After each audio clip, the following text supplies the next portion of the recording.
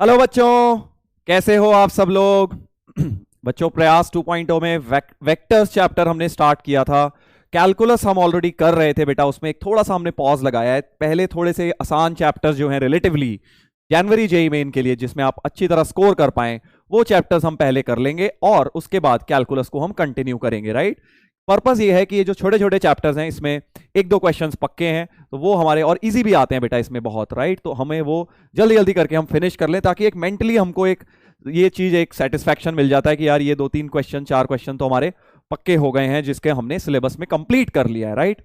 तो वेक्टर्स में देखो ऐसे ही है, बहुत सारे इजी इजी सवाल आते हैं इसमें। अभी हम करेंगे भी पीवाईक्यूज, आज के लेक्चर में भी काफी पीवाईक्यू करेंगे, कल भी काफी सारे करेंगे। तो बहुत आप देखोगे it is a scoring chapter, ऐसा कोई बहुत ज्यादा मुश्किल चैप्टर नहीं है ये। राइट।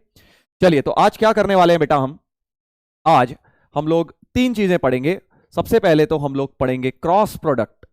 जैसे कल हमने डॉट प्रोडक्ट पढ़ा था, ए डॉट बी, या स्केलर प्रोडक्ट जिसे कहते थे। अब पढ़ेंगे हम वेक्टर प्रोडक्ट यानी कि क्रॉस प्रोडक्ट। उसके बाद लीनियर कॉम्बिनेशन ऑफ वेक्टर्स देखेंगे क्या होता है, वेरी इंपॉर्टेंट पार्ट। ये चीज हम समझेंगे जो एनसीईआरटी में नहीं थी। And finally scalar triple product, STP जिसको हम शॉर्ट में बोलते हैं। ये चीज एनसीईआरटी में थी, सप्लीमेंट में थी, बट बहुत सारे लोगों ने नहीं पढ़ी होगी, सिलेबस में कट हो गया होगा। सो हम इसको डिटेल में करने वाले हैं बेटा, बहुत इंपॉर्टेंट होने वाला है आज का लेक्चर। राइट। चलिए, तो स्टार्ट करते हैं क्रॉस प्रोडक्ट ऑफ वेक्टर्स। तो देखो भाई, ए क्रॉस बी अब तुम ऐसी चीज है जो इतनी बार पढ़ चुके हो, तो मैं तुम्हें बहुत ज्यादा उसमें बोर नहीं करने वाला कि क्रॉस प्रोडक्ट होता क्या है क्या नहीं होता ये वो। मैंने सब चीजें सामने लिख दी हैं, एक एक करके आप पढ़ते जाइए, पॉज करके स्क्रीन कि भाई क्या क्या लिखा हुआ है। देखिए, सबसे पहले तो ये लिखा है ए क्रॉस बी एक वेक्टर होता है जिसका डायरेक्शन एन कैप होती है। एन कैप डायरेक्शन है, mod A mod B sine theta उसका मैग्नीट्यूड है। एन कैप डायरेक्शन कैसे मिलती है, राइट हैंड थंब रूल से, कि अगर आपने अपनी फिंगर्स को ए टुवर्ड्स बी कर्ल किया, ए क्रॉस बी के लिए ऐसे कर्ल किया, तो थंब हमेशा पॉइंट करता है in the direction of A cross B. तो जो एन कैप होगा वो ए क्रॉस बी के लिए ऐसे बाहर की तरफ आ जाएगा, बट बी क्रॉस ए लूंगा तो बी से ए जाऊंगा, बी क्रॉस ए तो अंदर की तरफ माइनस आ जाएगा उसमें। Exact. Right. So that is what we say, that A cross B और बी क्रॉस ए यहां पे अलग होंगे क्योंकि उनकी डायरेक्शन एग्जैक्ट उल्टी हो जाएंगी, मैग्नीट्यूड अलग नहीं होंगे। ए क्रॉस बी और बी क्रॉस ए का मैग्नीट्यूड तो सेम रहेगा, बस डायरेक्शन में एक माइनस आ जाता है। देयरफॉर इन जनरल हम कह सकते हैं कि ए क्रॉस बी जो होगा वो minus times B cross A होगा हमेशा। दिस इज समथिंग जो आई थिंक आपको ऑलरेडी पता होगी। डॉट प्रोडक्ट में तो ए dot B dot A same होता है, बट क्रॉस में ऐसा हो जाता है। एंड ए क्रॉस बी अगर जीरो आ जाए तो हम ये भी बोल सकते हैं कि A and B are parallel, क्योंकि उनके बीच का एंगल बेटा क्रॉस प्रोडक्ट जीरो का मतलब साइन थीटा जीरो आ जाएगा, क्योंकि नॉन जीरो वेक्टर मान रहे हैं, मॉड ए मॉड बी तो जीरो नहीं है, एन कैप तो वैसे ही वेक्टर है, जीरो नहीं हो सकता, और साइन थीटा ही जीरो होना पड़ेगा नॉन जीरो वेक्टर्स के लिए। तो अगर ए क्रॉस बी जीरो है तो यानी साइन थीटा जीरो, यानी थीटा जीरो, यानी एंगल बिटवीन वेक्टर जीरो, यानी वो पैरेलल वेक्टर्स हो गए। तो कल हमने पढ़ा था कोलिनियर वेक्टर्स। कोलिनियर वेक्टर में क्या होता है, B equal to lambda times A express हो जाता है। राइट। तो सेम ही चीज हो जाती है कोलिनियर वेक्टर के लिए, हम ये भी बोल सकते हैं कि ए क्रॉस बी जीरो भी आएगा। तो अलग अलग तरीके से बोलने का तरीका है, बस ये सेम ही चीज को। तो क्रॉस प्रोडक्ट जीरो आएगा कोलिनियर वेक्टर्स के लिए। अनदर फैक्ट कि भाई अगर ए वेक्टर आई जे के टर्म्स में दिया है, बी वेक्टर भी दिया है, तो ए क्रॉस बी का फॉर्मूला ये तुम आई थिंक यूज कर करके छोड़ दिया होगा तुमने। फॉर्मूला फिजिक्स में काफी काम आया होगा तुम्हें क्रॉस प्रोडक्ट निकालने का, determinant method, very very important, बहुत बार हम क्वेश्चंस में यूज करेंगे। उसके बाद क्रॉस प्रोडक्ट में ज्योमेट्रिकली क्या देता है तुम्हें ये बात पता है, mod A cross B geometrically क्या देता है, एरिया ऑफ पैरेललोग्राम जिसकी दो साइड्स ए एंड बी होती हैं, adjacent vectors A and B होते हैं जिस पैरेललोग्राम के। तो अगर आपके पास एक पैरेललोग्राम आ जाए, एक पैरेललोग्राम मान लीजिए ऐसा हो गया,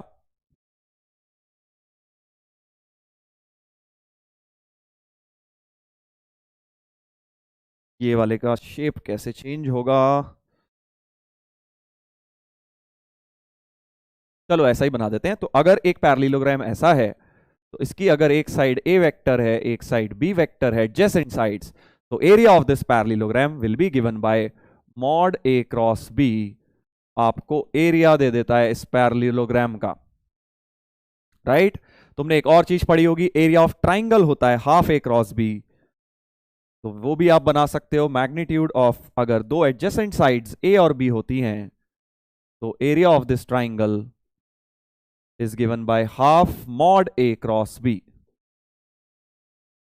बहुत इजी है इसका प्रूफ। ए क्रॉस बी को आप लिख सकते हो A B sine theta, right, और बी साइन थीटा तुम्हारी हाइट हो जाएगी। देखो अगर ये एंगल थीटा है तो बी साइन थीटा हाइट हो गई, base, so half base into height ही लिखा हुआ है वो, इसलिए आ जाता है half A cross B is area of triangle, and by the same logic A cross B will become area of parallelogram. ऐसा कुछ हो जाता है, राइट। नेक्स्ट पॉइंट पर आते हैं, बहुत इंपॉर्टेंट पॉइंट। कभी भी एक यूनिट वेक्टर लिखना हो perpendicular to plane of vector A and B, तो वेक्टर के प्लेन के परपेंडिकुलर वेक्टर लिखना है तो याद हमेशा क्रॉस प्रोडक्ट की आनी चाहिए, क्योंकि बेटा अगर आप देखें ए और बी, मान लीजिए दो वेक्टर तो देखो एक प्लेन में ही होते हैं, ये बात हम सीख चुके हैं कल कि two vectors are always coplanar. तीन वेक्टर जरूरी नहीं है कोप्लेनर हो, बट दो वेक्टर का तो सेम प्लेन होगा ही होगा। मान लेते हैं ए और बी दोनों board plane of the board में है, ये जो मैंने ए और बी बनाए हैं प्लेन ऑफ बोर्ड में है। अब अगर आप इसका क्रॉस प्रोडक्ट लोगे तो clearly thumb will start pointing in direction like this, तो वो क्लियरली एक वेक्टर कैसा आ जाएगा, perpendicular to plane of A and B, इसलिए लिखा हुआ है perpendicular to plane of A और बी से हमेशा ए क्रॉस बी से मिल जाता है, और उसके मैग्नीट्यूड से डिवाइड कर दिया मॉड ए क्रॉस बी से, तो वो यूनिट वेक्टर भी बन गया। प्लस माइनस क्यों लगाया हुआ है तुम समझ रहे हो भाई, एक वेक्टर ए क्रॉस बी ऐसे भी यूनिट वेक्टर आ सकता है और एक अंदर की तरफ भी जा सकता है, तो एग्जैक्ट सेम तरह से दो वेक्टर्स होंगे इस प्लेन के परपेंडिकुलर, एक बिल्कुल बाहर निकल रहा होगा और एक बिल्कुल अंदर जा रहा होगा, so two unit vectors will always be their perpendicular to the plane, hence we have put plus minus sign. Angle between vector A and B इस फॉर्मूले से आ जाएगा साइन थीटा, बहुत ऑब्वियस चीज है। लेग्रेंजेस आइडेंटिटी, अब ये देख लीजिए क्या है ये लेग्रेंजेस आइडेंटिटी, वैसे वही बहुत ज्यादा ऐसी रॉकेट साइंस नहीं है, बहुत ही सिंपल सी इक्वेशन है। क्या है, ए क्रॉस बी का होल स्क्वायर यानी mod A cross B whole square is mod A square mod B square minus A dot B whole square. Basically Lagrange ji ने क्या किया, एक बहुत ही सिंपल सी आइडेंटिटी को लेके अपना नाम लगा दिया इस पे। क्या लिखा हुआ है देखो, अगर तुम कॉमन सेंस लगाओ तो यहां मॉड ए क्रॉस बी में क्या आएगा, mod A square mod B square sine square theta, और यहां क्या आएगा कॉस स्क्वायर, तो 1 minus cos square equal to sine square ही तो लिखा हुआ है, क्योंकि अगर आप देखें mod A square mod B square तो कॉमन आ गया आरएचएस से, और इधर 1 बच जाएगा, इधर कॉस स्क्वायर थीटा बन जाएगा, 1 माइनस कॉस स्क्वायर होता है साइन स्क्वायर, तो लेग्रेंजे जी ने बस जबरदस्ती अपना नाम लगा दिया इस आइडेंटिटी के अंदर, तो बेसिकली वही चीज लिखी है cos square equal to 1 sine square equal to 1 minus cos square theta. तो ये मतलब ठीक है, क्या याद करोगे, इसमें लिख दिया है मैंने जस्ट इन केस कहीं काम आ जाए आपको। अब वेक्टर्स के बेटा ये तो हो गई थ्योरी क्रॉस प्रोडक्ट की, अब हम जल्दी से आ जाते हैं एक दो ऑब्वियस, इस पे मैंने आपको बताया था पिछले लेक्चर में भी, जैसे बेटा हमने डॉट प्रोडक्ट यूज करके क्या डिराइव किया था, कोसाइन रूल डिराइव किया था, राइट, प्रोजेक्शन रूल डिराइव किया था। अब हम साइन रूल डिफाइन करेंगे, डिराइव करेंगे एक ट्राइंगल में, साइन लॉ या साइन रूल बोल सकते हो आप। व्हाट इज साइन रूल, अब तुम्हें ये बात पता होनी चाहिए कि किसी भी ट्राइंगल में अगर ये साइड स्मॉल ए है, ये स्मॉल बी है, ये स्मॉल सी है, राइट, तो जो साइन लॉ कहती है वो ये कहती है कि A upon sine A upon सामने वाले एंगल का sine is equal to B upon sine B equal to C upon sine C. ये तीनों रेशियोज एक ट्राइंगल में बेटा सेम होते हैं, A upon sine A equal to B upon sine B equal to C upon sine C. अगर ये तीनों रेशियोज सेम आएंगे तो हम प्रूव हो जाएगा साइन लॉ का स्टेटमेंट, राइट। तो हम वही करेंगे भाई, वेक्टर्स लेंगे और वेक्टर्स लेके अब क्या करेंगे देखो, प्रूफ में यहां पे एक फिर से ये ट्राइंगल बना देता हूं, तो ए बी सी, सपोज ये वेक्टर ए ले लिया, ये वेक्टर बी ले लिया और ये वेक्टर सी ले लिया। पहली चीज तो हम लिख सकते हैं ए प्लस बी प्लस सी का सम 0 होगा, और अब क्योंकि साइन बनाना है, देखो कॉस बनाया था डॉट प्रोडक्ट, साइन बनाना है तो क्रॉस प्रोडक्ट ऑब्वियस, तो मैं क्या कह रहा हूं पूरी इक्वेशन का क्रॉस विद ए ले लो, क्रॉस विद ए वेक्टर, तो A cross A plus B cross A, post cross लिया है, पोस्ट और प्री में यहां फर्क पड़ जाएगा, जैसे मैट्रिक्स में फर्क पड़ता था, क्योंकि वहां ए बी और बी ए अलग होते थे, वैसे ही क्रॉस प्रोडक्ट में बेटा ए बी और बी ए अलग होते हैं, ए क्रॉस बी और बी क्रॉस है, तो इसलिए हमने पोस्ट किया है सब में, क्रॉस ए लगाया है सब में, पोस्ट बाद में। आप सब में लगा सकते थे पहले भी, प्री लगाते तो सब में प्री लगाते, राइट। एक चीज करनी है, ऑर्डर फॉलो करना है क्रॉस प्रोडक्ट में जब भी ऐसा कुछ कर रहे हो। Now what is A cross ए? कभी भी वेक्टर का खुद से क्रॉस हमेशा जीरो आएगा बेटा, क्योंकि उनके बीच का एंगल खुद के साथ एंगल क्या बनाता है वेक्टर, 0 डिग्री, तो साइन 0 की वजह से ए क्रॉस ए हमेशा, याद रखो ये बात को, A cross A will always be 0। कैसे? अभी वेक्टर ले लो, खुद के क्रॉस साथ क्रॉस लेना, 0 होगा। तो ये चीज तो हटा ही दो सर, ये चीज तो हटा ही दो, इसका कोई काम नहीं है। यानी हमारे पास बच गया B cross A plus C cross A equal to 0। B cross A, अब जरा बी क्रॉस ए सोचते हैं इस फिगर में, बी का ए के साथ क्रॉस, तो देखो बी की डायरेक्शन कहां है, बी की डायरेक्शन कहां है और ए की डायरेक्शन कहां है? बी की डायरेक्शन है सर ये, ए की डायरेक्शन है ये, तो बी क्रॉस ए, बी से ए की तरफ फिंगर्स कर्ल करी, बी से ए की तरफ, ए की डायरेक्शन ये है राइट, दिस साइड, और बी की ऊपर है, तो बी क्रॉस ए की तरफ वेक्टर अंदर की तरफ जा रहा है, राइट, अंदर की तरफ जा रहा है। तो बी क्रॉस ए को लिख सकते हो mod B mod A into sine of angle between B and A 180 minus C into minus N cap, क्योंकि अंदर की तरफ को हम सपोज माइनस एन कैप ले लेते हैं, तो वेक्टर क्योंकि अंदर की तरफ पॉइंट कर रहा है बी क्रॉस ए, तो माइनस एन कैप ले लिया, प्लस सी क्रॉस ए की बात करो अब ऐसे ही, पहले तो लिख लो mod C mod A sine, what is the angle between C and A, angle between C and A, sir C तो ये रहा और ए की डायरेक्शन ये रही, तो सी और ए के बीच में एंगल, तो 180 माइनस बी दिख गया ये वाला एंगल, तो एंगल तो हो गया 180 माइनस बी, और डायरेक्शन और देखनी है बेटा, क्रॉस प्रोडक्ट में डायरेक्शन जरूर देखनी है राइट, क्योंकि वो एक वेक्टर क्वांटिटी है, उसमें डायरेक्शन भी आती है। डॉट प्रोडक्ट में एक स्केलर क्वांटिटी थी, कोई डायरेक्शन नहीं थी, बट यहां डायरेक्शन भी देखनी है। तो सी क्रॉस ए, अगर सी ये है सी की डायरेक्शन, ये है ए की डायरेक्शन, सी से ए फिंगर्स कर्ल कर रहा हूं, तो थंब बाहर की तरफ आ रहा है, आप भी कर्ल करके देखिए, सी से ए अगर फिंगर्स कर्ल कर रहे हैं तो थंब बाहर कर रहा है पॉइंट, पहले अंदर कर रहा था, तो अंदर को हमने माइनस एन कैप लिया था, तो बाहर को हम एन कैप ले लेंगे और ये चीज इक्वल टू 0 है। थोड़ा सिंप्लीफाई करेंगे, बी ए साइन 180 माइनस सी को तो साइन सी लिख लिया, माइनस आ जाएगा, एन कैप दोनों में से कॉमन भी ले रहा हूं, plus A C sine B, N cap दोनों में से बेटा कॉमन आ गया। और अब अगर ये चीज 0 चाहते हो ये वेक्टर, तो यही 0 हो सकता है, एन कैप तो 0 होगा नहीं, एन कैप तो क्या है, यूनिट वेक्टर है परपेंडिकुलर टू द प्लेन, तो ये कोफिशिएंट 0 होना चाहिए। तो A C sine B equal to B A sine C, A cut गया, तो C sine B equal to B sine C आ गया, तो C upon sine C cross multiply किया, बी अपॉन साइन बी, हमारा इतना पार्ट प्रूव हो गया, ये वाला पार्ट प्रूव हो गया। अब सिमिलरली तुम बचा हुआ पार्ट कर लोगे ना, क्योंकि भाई क्रॉस विद ए करने की जगह क्रॉस विद बी कर लेते, क्रॉस विद सी कर लेते, तो बचा हुआ पार्ट भी आ जाएगा, तो हम सीधे लिख देते हैं similarly A upon sine A equal to B upon sine B भी आ जाएगा। If you do cross with C तो आ जाएगा आपके पास, राइट। तो साइन लॉ का प्रूफ हो गया, ये हो गया प्रूफ, राइट। तो ये चीज इंपॉर्टेंट है, आप ये याद रखेंगे, साइन लॉ कहती है A upon sine A equal to B upon sine B equal to C upon sine C, actually ये चीज इक्वल टू 2 कैपिटल आर भी होती है। What is R? Capital R radius of circum circle होता है, वो सब हम सॉल्यूशन ऑफ ट्राइंगल में करेंगे बेटा, अभी आप इसको बस इतना याद रख लीजिए कि कैपिटल आर क्या होता है, सर्कम सर्कल का रेडियस। ये अगर आपने एक सर्कल ऐसे बनाया, जो सर्कम सर्कल है मतलब तीनों वर्टेक्स से पास कर रहा है, इस सर्कल का रेडियस कैपिटल आर होता है।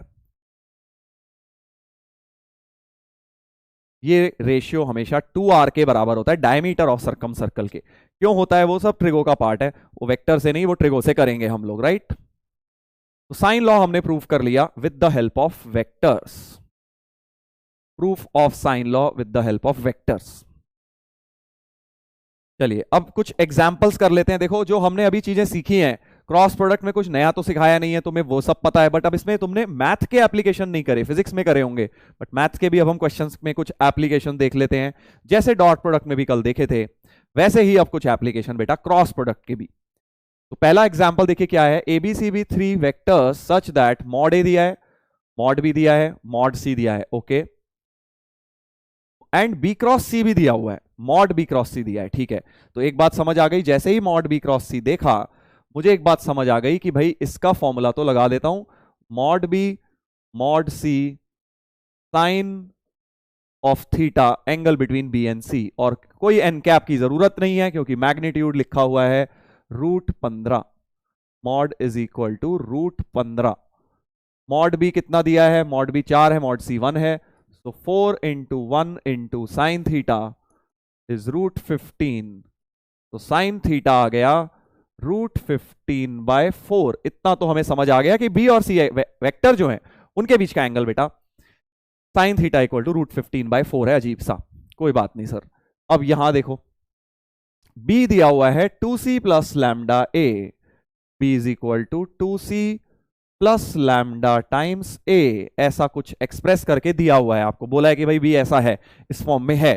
तो अब आप बताओ, वो कह रहे हैं कि आप बताइए angle between B and C क्या होगा, angle between B and C, oh sorry नहीं, वैल्यू ऑफ लैम्डा बतानी है, and here angle between B and C is acute. अच्छा, वो ये कह रहे हैं कि भाई ये साइन थीटा जो प्लस आया है, क्योंकि एंगल साइन थीटा तो देखो 0 से पाए सबके लिए प्लस होता है, एंगल बिटवीन वेक्टर्स में साइन थीटा तो हमेशा ही प्लस आएगा, क्योंकि एंगल बिटवीन वेक्टर्स क्या है, एक्यूट एंगल, सॉरी 180 तक होता है। तो वो कहना चाह रहे हैं कि साइन थीटा पॉजिटिव तो आया है, बट एक्यूट भी ले लो, मतलब अगर कॉस थीटा निकालना पड़े तो पॉजिटिव वाला ले लेना, ये बोलना चाह रहे हैं।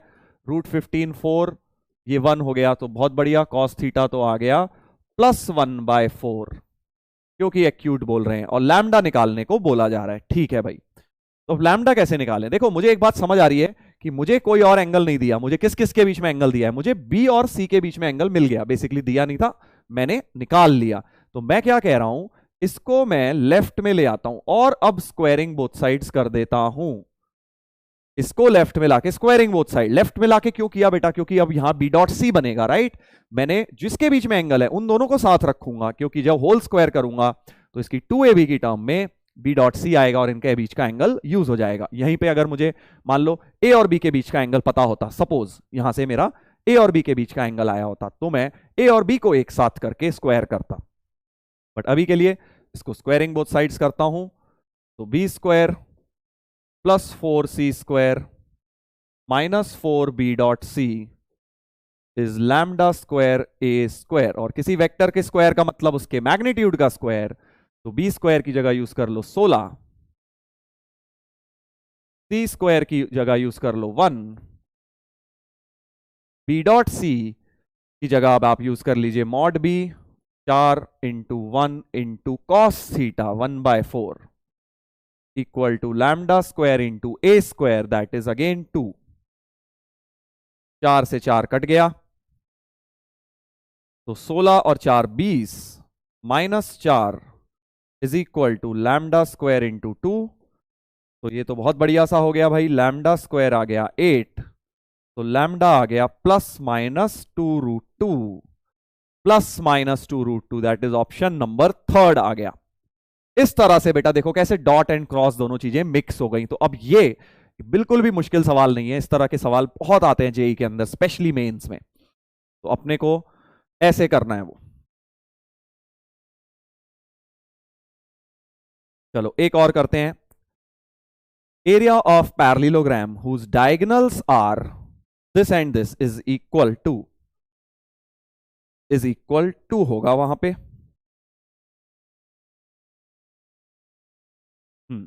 Area of parallelogram whose diagonals are this and this is equal to, तो पैरेललोग्राम का एरिया बताना है जिसके डायगोनल्स दिए हुए हैं, साइड नहीं दी, डायगोनल दिए हैं भाई। तो साइड नहीं देते हुए आपको क्या किया है, डायगोनल दे दिया है।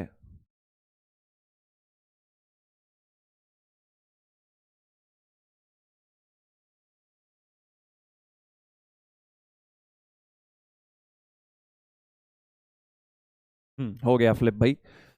चलो तो ये पैरेललोग्राम बनाया हुआ है और बोला ये जा रहा है कि भाई आपको इसके डायगनल्स दिए, तो देखो अगर ये साइड दी होती ए और बी तो हम एरिया ऑफ पैरेललोग्राम एक लाइन में लिख देते, राइट, हाफ ए सॉरी ए क्रॉस बी का मैग्नीट्यूड, राइट, बट हमें साइड नहीं देके उन्होंने क्या किया, डायगनल दे दिया बेटा। अब डायगनल तो दे दिया, कोई बात नहीं, अब तुम्हें triangle parallelogram law of addition से ये बात पता होगी कि डायगनल्स, अगर नहीं पता है तो अब याद कर लो बेटा, पैरेललोग्राम में सो फॉर पैरेललोग्राम, सिर्फ पैरेललोग्राम की बात कर रहा हूं मैं, डायगनल वेक्टर मिलता है sum of sides and difference of sides से।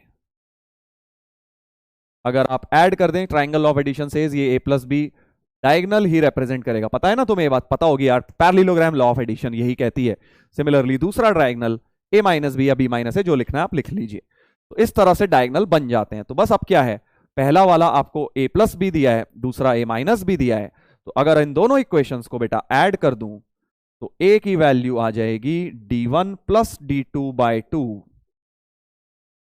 दोनों इक्वेशंस को ऐड कर दिया तो ए निकल आया ना, क्योंकि मुझे ए निकालने का मन कर रहा है, because my area of parallelogram is A cross B, right. अब कुछ लोग क्या है, डायरेक्ट ये भी एक फॉर्मूला रट लेते हैं कि भाई डायगनल्स का एरिया जो बनेगा वो इतना बनेगा उसके रेशियो में, वो सब छोड़ो यार, अब कितनी चीजें रटोगे, आप सीधे सीधे ऐसे साइड्स ही निकाल लो, ऐड करके बाय 2 कर देता हूं। तो first diagonal plus second diagonal by 2 करेंगे तो फर्स्ट वेक्टर साइड का मिल जाएगा, तो 3/2 प्लस 2, 3/2 प्लस 2 आई कैप, हाफ माइनस 6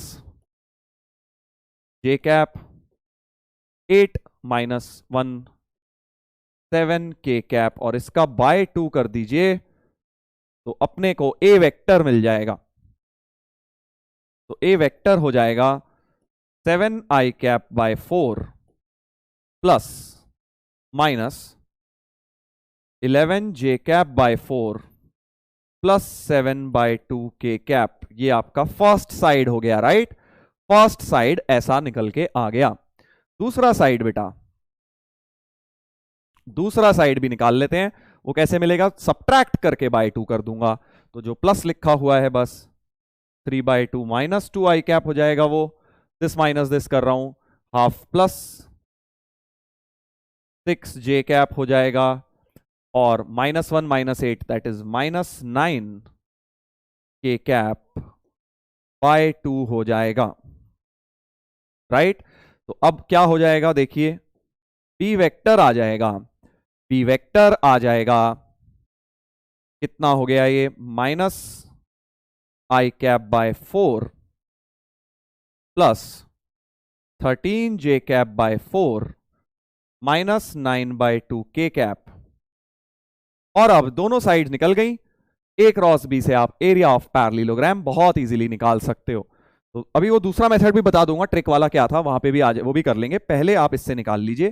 तो एरिया हो जाएगा half cross product of A vector and B vector. A निकाला था हमने 7/4 माइनस 11/4 7/2, और बी निकाला था -1/4 13/4 और -9/2। जल्दी से इनका क्रॉस प्रोडक्ट निकालते हैं।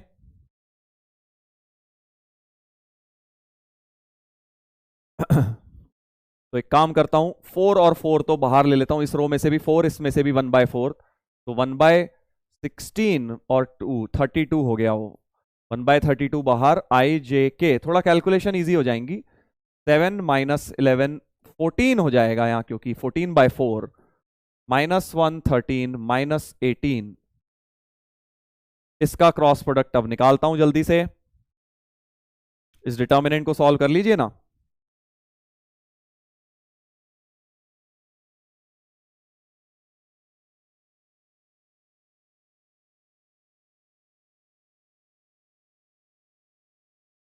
इसका मैग्नीट्यूड भी लास्ट में निकालना होगा, तो पहले जल्दी से इसको फाइंड आउट करते हैं।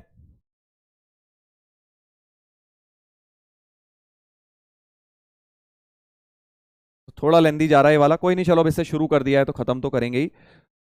ये देखिए, आई 1/32 आई जे के 7 - 14 आई जे के 7 - 14 1/32 बाहर था। एक मिनट, मैंने हाफ गलत ले लिया, इसमें हाफ नहीं आता, ट्राइंगल का एरिया थोड़ी ना है, पैरेललोग्राम का है, राइट? तो यहां 1/16 ही रहेगा।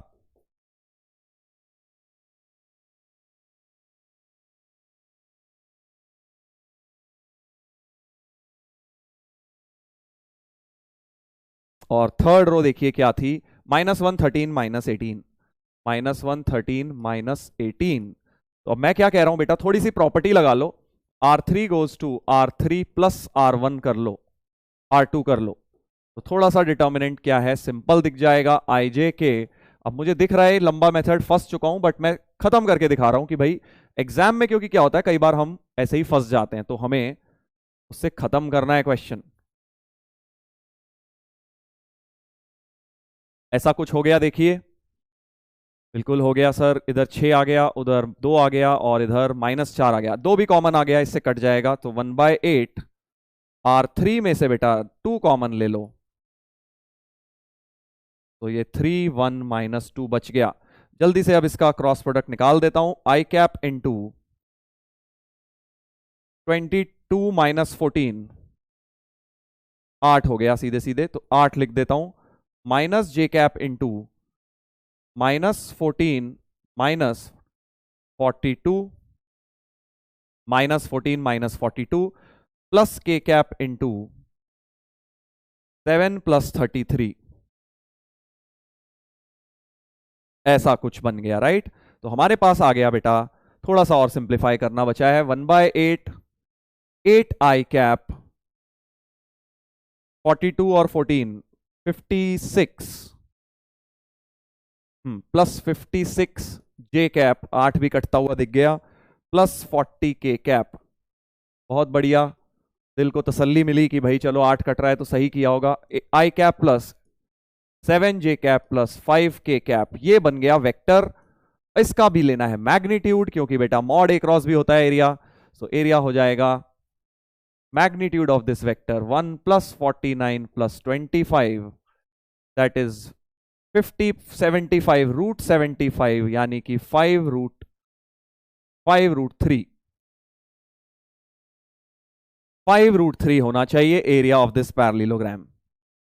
ए ऑप्शन आ गया 5√3। अब देखो ये थोड़ा लंबा तो नेचुरली पड़ गया, राइट? हमको no denying the fact, but इसमें हमने एक कॉन्सेप्ट सीख लिया कि अगर डायगोनल से साइड निकालनी है कैसे निकालनी है।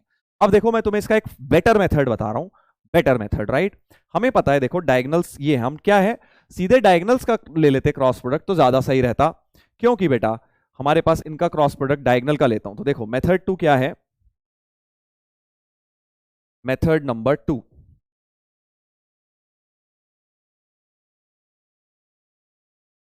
हमें पता है कि भाई जो डायगोनल्स हैं वो हैं a + b, तो d1 क्रॉस d2 लिख रहा हूं, क्या देख रहा हूं, देखता हूं d1 क्रॉस d2 का क्या रिलेशन आता है, तो a + b cross with a - b, right? अब जरा इनको खोलता हूं, a cross a 0, minus a cross b minus b cross a plus, sorry, b cross a और माइनस b क्रॉस b, वो भी 0, तो ये आ गया 2 टाइम्स b क्रॉस a, क्योंकि a क्रॉस b को भी b क्रॉस a लिख दिया माइनस के साथ, तो 2 टाइम्स b क्रॉस a हो गया d1 क्रॉस d2।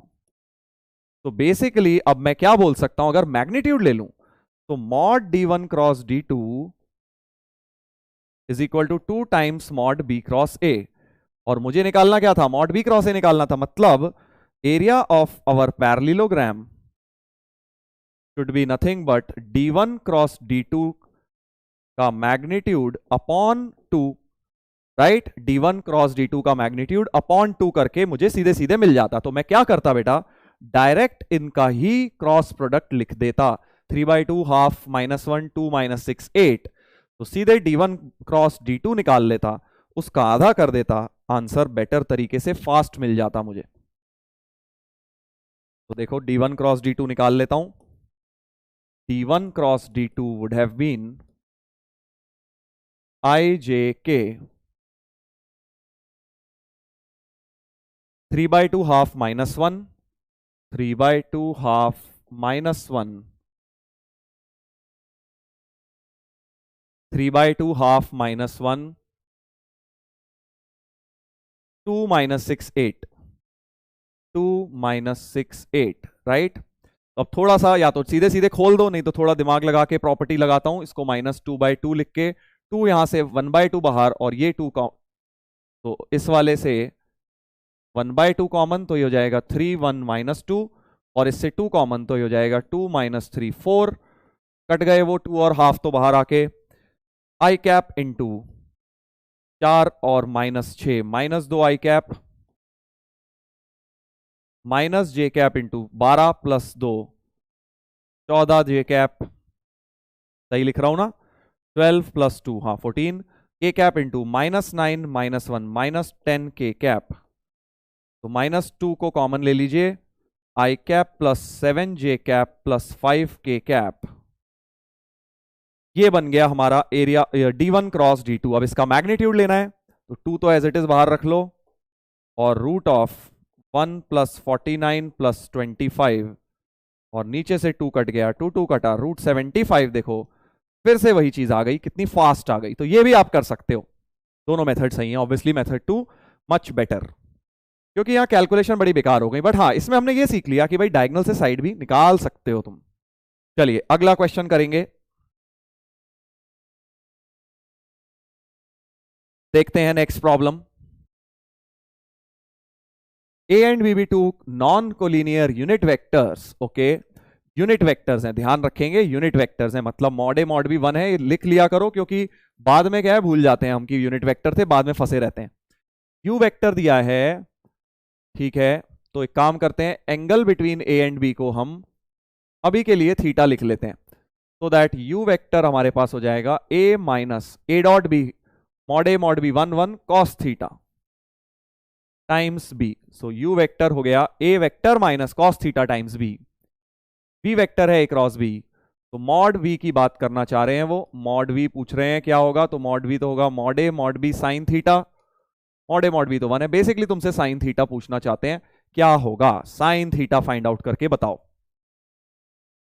अच्छा, और किस किस के टर्म में निकालना है, मॉड यू ला सकते हो, ओके, तो कैसे करें भाई, सोचो क्या किया जाए।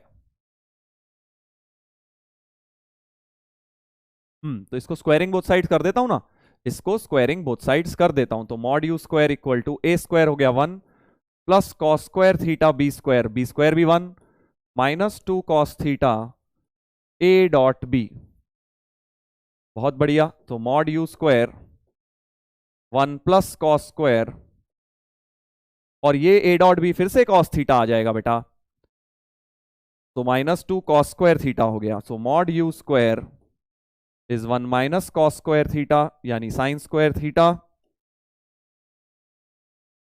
तो साइन थीटा की वैल्यू मॉड यू आ गई, प्लस माइनस नहीं लेंगे क्योंकि मैग्नीट्यूड पॉजिटिव है, तो sine theta basically mod of you हो गया, तो मॉड वी की वैल्यू मॉड यू हो गई, ए ऑप्शन अपना आंसर हो गया। ऐसे करने छोटे छोटे प्रॉब्लम बन जाते हैं बेटा, क्रॉस प्रोडक्ट पे आने चाहिए अपने को।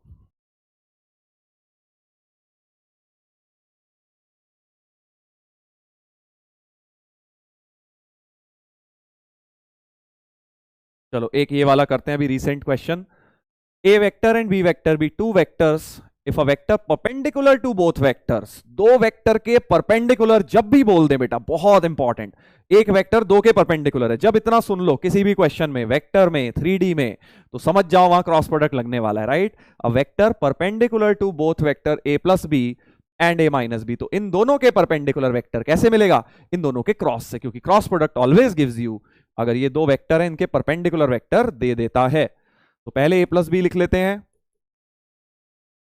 ऐड कर लो भाई जल्दी जल्दी, 3 1 4 आई कैप प्लस 4 जे कैप, और ए माइनस बी हो जाएगा आपका 2 आई कैप, 2 जे कटेगा प्लस 4 के कैप, इन दोनों का क्रॉस जब ले लूंगा तो वेक्टर हमें मिल जाएगा अपने वेक्टर के पैरेलल, सो वी वेक्टर अपने वेक्टर के पैरेलल आई कैप जे कैप के कैप, ध्यान से 4 4 0 2 0 4, ऐसा कुछ, तो वी वेक्टर हो जाएगा आई कैप इंटू 16 माइनस जे कैप इंटू अगेन 16, प्लस के कैप इंटू 0 माइनस 8। तो वेक्टर वी, एक वेक्टर हमारे वेक्टर के parallel 8 common 2i cap minus 2j cap minus k cap, ये वेक्टर हमारे वेक्टर के पैरेलल हो गया। बट हमें क्या चाहिए, उसका मैग्नीट्यूड भी दिया है तो यूनिट वेक्टर चाहिए। यूनिट वेक्टर के लिए 8 उड़ाओ बाहर से, इसका भी यूनिट वेक्टर वी कैप निकाल लो। तो 2i माइनस 2j माइनस के अपॉन मैग्नीट्यूड 4 4 8 9 3, तो 3 हो गया इसका मैग्नीट्यूड। और इसको 12 से कर दो मल्टीप्लाई, क्योंकि हमारे वेक्टर का मैग्नीट्यूड 12 है, तो वेक्टर का मैग्नीट्यूड इंटू यूनिट वेक्टर, तो आंसर हो गया 4 into 2i minus 2j minus के, 2i माइनस 2j माइनस के। बहुत बढ़िया, बी ऑप्शन हो गया।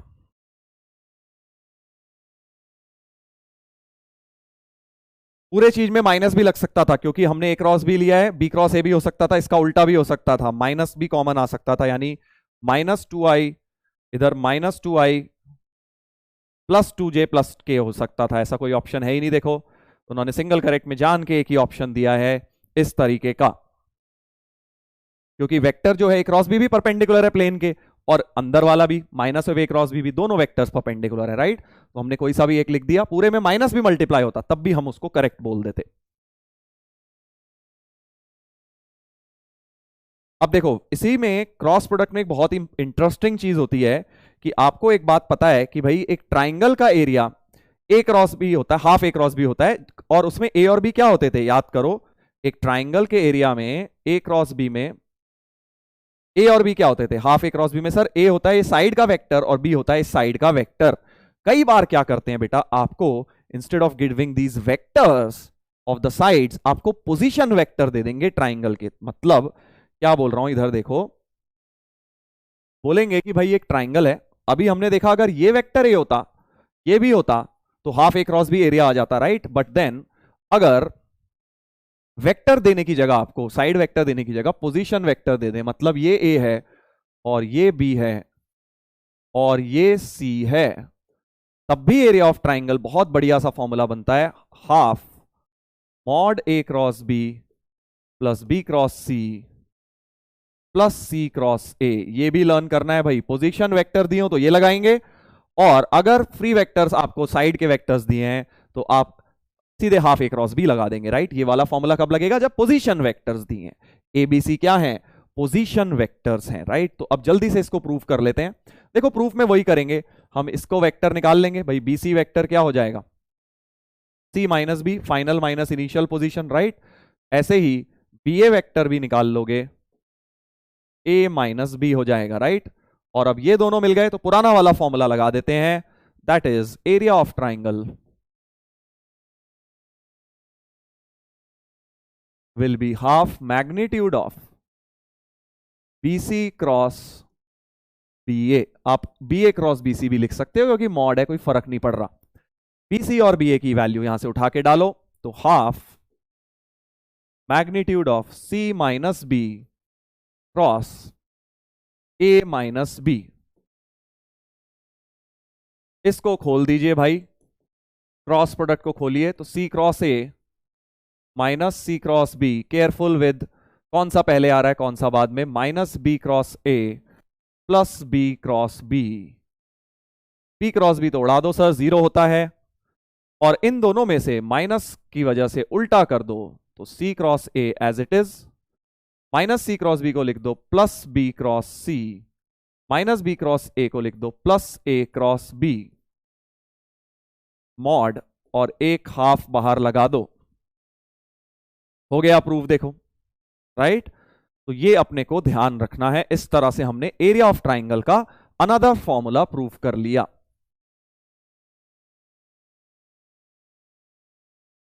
अगर पोजीशन वेक्टर दिए तो सीधे ये वाला लगा देंगे, राइट। पोजीशन वेक्टर दिए हैं तो ये वाला सीधे सीधे लग जाएगा। ऑब्वियसली अगर अब तीनों पॉइंट को लीनियर हो जाएं तो एरिया 0 आ जाएगा। So if area is 0, this implies तीनों पॉइंट्स ही कोलिनियर हो गए, यानी एरिया ऑफ ट्राइंगल 0 मतलब एबीसी एक ही लाइन पर लाई कर रहे हैं, तो यानी कि ए cross B plus B cross C plus C cross A का वैल्यू 0 आ जाएगा उस सिचुएशन में अगर पॉइंट्स कोलिनियर हो गए।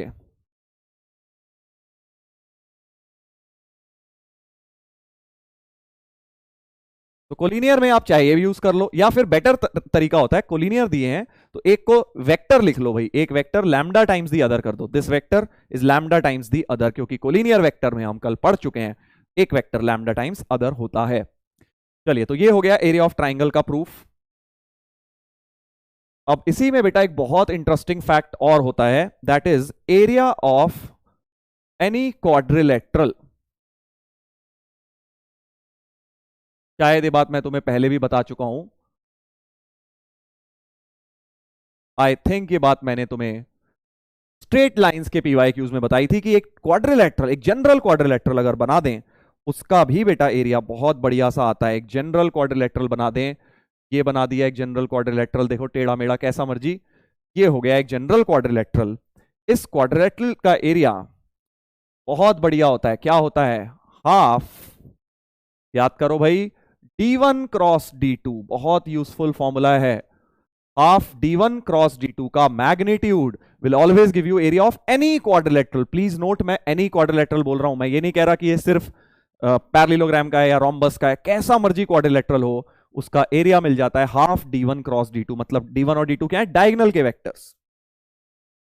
ये अगर आपका ये डायगोनल 1 है, ये डायगोनल 2 है, डायगोनल्स के क्रॉस प्रोडक्ट लीजिए, मैग्नीट्यूड लीजिए, हाफ से मल्टीप्लाई करिए, आपको एरिया ऑफ एनी क्वाड्रिलेटरल मिल जाएगा। प्रूफ कर लेते हैं। दिमाग घूम जाता है कि यार ऐसा कैसे हो सकता है, एक जनरल क्वाड्रिलेटरल का एरिया मिल जाएगा। बिल्कुल, हमने तो आज तक यही पढ़ा था, half d1 d2 area of rhombus होता है। बिल्कुल सही बात है, क्योंकि वहां थीटा 90 हो जाता है, रोम्बस के डायगोनल्स परपेंडिकुलर होते हैं, तो area of rhombus half d1 d2 इसलिए बन जाता है, राइट। बट एक जनरल क्वाड्रिलेटरल में हम half cross product of d1 and d2 लगा के निकाल सकते हैं। प्रूफ कर लेते हैं। देखो, प्रूफ के लिए क्या कह रहा हूं, इसको ए वेक्टर ले लो, इसको बी ले लो, इसको सी, इसको डी, या फिर एक काम करते हैं, पोजीशन वेक्टर छोड़ो क्योंकि फिर पोजीशन से लंबा पड़ेगा। मैं क्या करूंगा, देखो कॉन्सेप्ट वही दिमाग में चल रहा है कि एरिया दो ट्राइंगल्स में से तोड़ना है, इसको ज्वाइन कर लेता हूं और इस ट्राइंगल का एरिया लिख लेता हूं, दो वेक्टर ये यूज करके लिख लूंगा, राइट।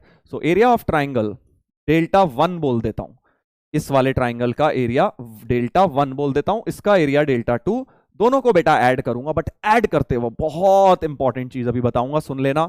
डेल्टा 1 होगा हाफ, देखो ए बी क्रॉस ए सी अगर अब आप लिख रहे हो, जब भी आपको दो ट्राइंगल्स ऐड करने पड़ जाए ना एरिया निकालने को, तो उनका डायरेक्शन सेंस भी सेम होना चाहिए। मतलब अगर ए बी क्रॉस ए सी ले रहा हूं तो बाहर की तरफ आ रहा है delta 1 vector, area as a vector quantity अभी हम डिफाइन कर रहे हैं, area as a vector quantity. देखो मुझे पता है तुम लोग सोच रहे होगे सर एरिया वेक्टर कब से हो गया, तो बेटा देखो जब भी दो तीन एरिया ऐड करने पड़े तो एरिया वेक्टर हो गया, ऐसे समझो। क्योंकि अगर आप इसको और इसको ऐड कर रहे हो तो आपको सेम डायरेक्शन सेंस में ऐड करके फिर मैग्नीट्यूड लेना होगा, राइट।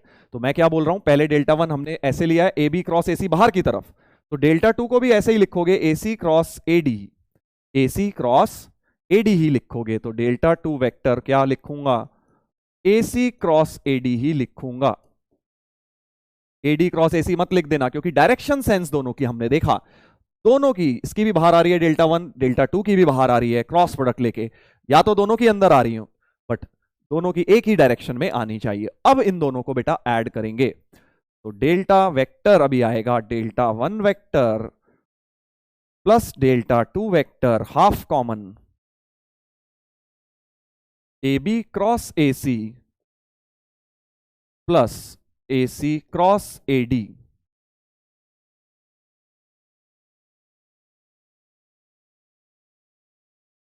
ऐसा कुछ, राइट। अब देखो इसमें भी एसी आ रहा है, इसमें भी कॉमन ले सकते हैं, बट एक बात ध्यान से देखनी है, यहां पोस्ट आ रहा है एसी बाद में और यहां पहले, तो दोनों का या तो बाद बनाओ, दोनों का पहले बनाओ। कैसे बनाओगे सर, माइनस कॉमन ले लूंगा ना भाई, जैसे इसको तो ऐसे ही लिख लिया ए बी क्रॉस ए सी, उसमें माइनस कॉमन लेके ए डी क्रॉस ए सी बना लिया, और अब पोस्ट ए सी कॉमन ले लिया, मतलब ये हो जाएगा A B minus A D cross A C, ऐसा कुछ बन गया मेरा vector area as a vector quantity अभी, राइट। तो डायरेक्शन सेंस सेम रखना बहुत जरूरी था। अब देखो A B minus A D क्या है, A B minus A D. अब ध्यान से देखो जरा, ट्राइंगल लॉ ऑफ एडिशन थोड़ा सा लग जाएगा बेटा यहां पे। अगर आप बी डी को भी ज्वाइन कर लो तो A B plus B D equal to A D आ जाएगा, A B vector plus B D vector is A D, right, by triangle of addition this plus this is equal to this. तो बस यहां से देखो B D क्या हो गया, A D minus A B, A D minus A B, यानी इसका मैग्नेट माइनस टाइम्स, तो minus half of A D minus A B हो गया B D cross A C. और अब बेटा ये आ गया वेक्टर डेल्टा। अब इसका मैग्नीट्यूड लेना है, क्योंकि हमें लास्ट में तो बेटा सिर्फ इसके एरिया के मैग्नीट्यूड से मतलब है। वेक्टर एरिया को तब लिया था जब ऐड करना था, ऐड करने के बाद तो मैग्नीट्यूड लेना ही है भाई। तो मॉड डेल्टा वेक्टर हो जाएगा, मॉड की वजह से हाफ, माइनस हटा दीजिए, बी डी हो गया आपका एक diagonal cross another diagonal, D1 D2 ले लो या D2 क्रॉस D1 एक ही बात है। तो प्रूव हो गया बेटा, वेरी वेरी इंपॉर्टेंट फॉर्मूला, काफी काम आता है जब भी एक उल्टा सीधा क्वाड्रिलेटरल दे दें, एरिया निकालने को बोला जाए, तो कोऑर्डिनेट ज्योमेट्री से ज्यादा फास्ट मेथड क्रॉस प्रोडक्ट का बेटा हो सकता है, वहां पे यूज करके मैंने दिखाया था स्ट्रेट लाइंस में आपको। चलिए आगे बढ़ेंगे। अब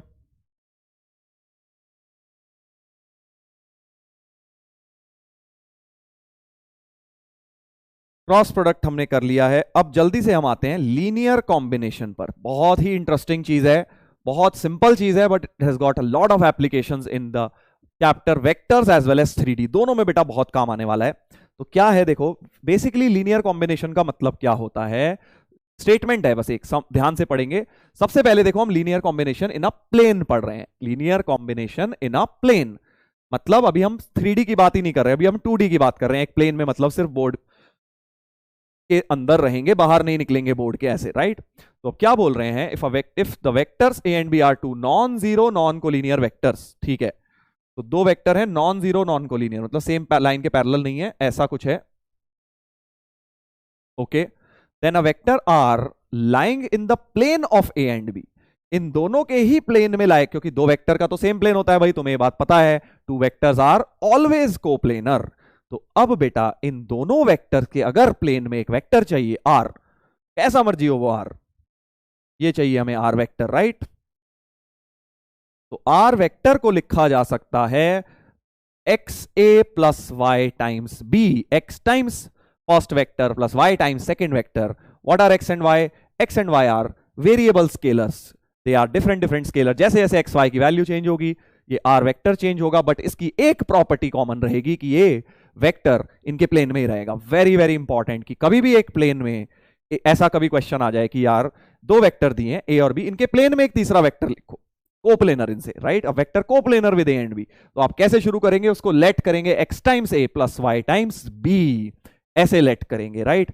अभी प्रूफ वगैरह सब बताऊंगा, बट पहले एक बात समझो, तुम ये एक्चुअली यूज करते हो बट आई और जे के लिए यूज करते हो कि भाई आई कैप, अगर एक्स वाई प्लेन में कोई वेक्टर पूछते हैं, ये एक्स है ये वाई है, एक्स वाई प्लेन में ही वेक्टर लिखना है, तो तुम कैसे लेते हो, एक्स आई कैप प्लस वाई जे कैप लेते हो ना, तो वही तो है लीनियर कॉम्बिनेशन। तुम अभी तक क्या करते थे, उसे बस आई कैप जे कैप या के कैप के टर्म्स में लेते थे लीनियर कॉम्बिनेशन, बट मैं तुम्हें अब बोल रहा हूं आई जे के की जरूरत नहीं है, उसमें तो लिख ही सकते हो, कोई भी जनरल वेक्टर दे दें कि भैया एक वेक्टर ए है, कोई बी है, अल्फा बीटा कुछ भी, तो उसके प्लेन में अगर आपको लिखना है तो X times alpha plus Y times beta, उन दोनों के लीनियर कॉम्बिनेशन में, लीनियर कॉम्बिनेशन वर्ड कहां से आया बेटा, लीनियर कॉम्बिनेशन, देखो लीनियर मतलब एक्स ए का क्या मतलब है, एक्स की वैल्यू मान लो 2 3 4 है, तो ट्वाइस ए, थ्राइस ए, 3 टाइम्स ए, 4 टाइम्स ए, क्या हो गया, लीनियर ऑफ ए हो गया। ए में बेसिकली हमने एक लीनियर टर्म मल्टीप्लाई कर दी एक्स, तो दिस इज लीनियर।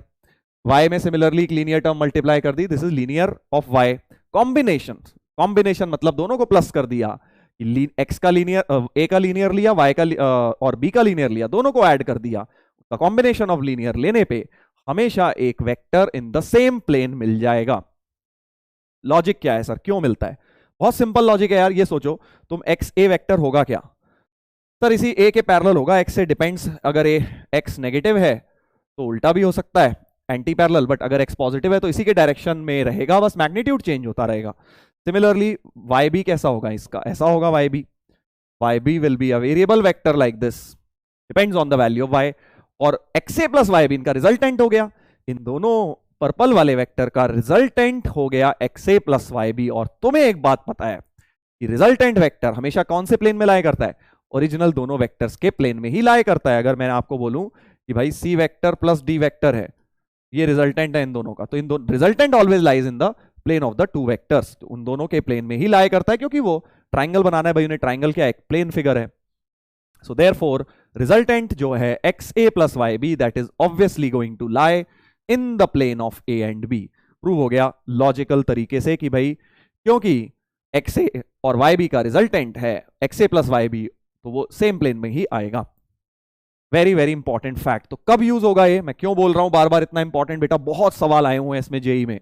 जब भी कोई क्वेश्चन में तुम्हें ये दिख जाए कि भाई एक वेक्टर ये है, एक वेक्टर ये है, दो वेक्टर गिवन है, और बोल दें कि भाई एक तीसरा वेक्टर है जो इन दोनों के प्लेन में है, बहुत क्वेश्चन में ऐसा लिखा होगा कि a vector coplanar with this and this, find करो, या ऐसा कुछ है, कुछ आगे दिया हो, तो आप हमेशा कैसे स्टार्ट करेंगे, x टाइम्स उसको first vector plus y times second vector लेके शुरू करेंगे, और x y की वैल्यू को खोजेंगे क्वेश्चन में डेटा जो दिया होगा उसके हिसाब से, राइट। तो क्या बोले जा रहा हूं मैं इतनी देर से, अभी देखो क्वेश्चन के उससे आपको समझाता हूं, लीनियर कॉम्बिनेशन इन अ प्लेन।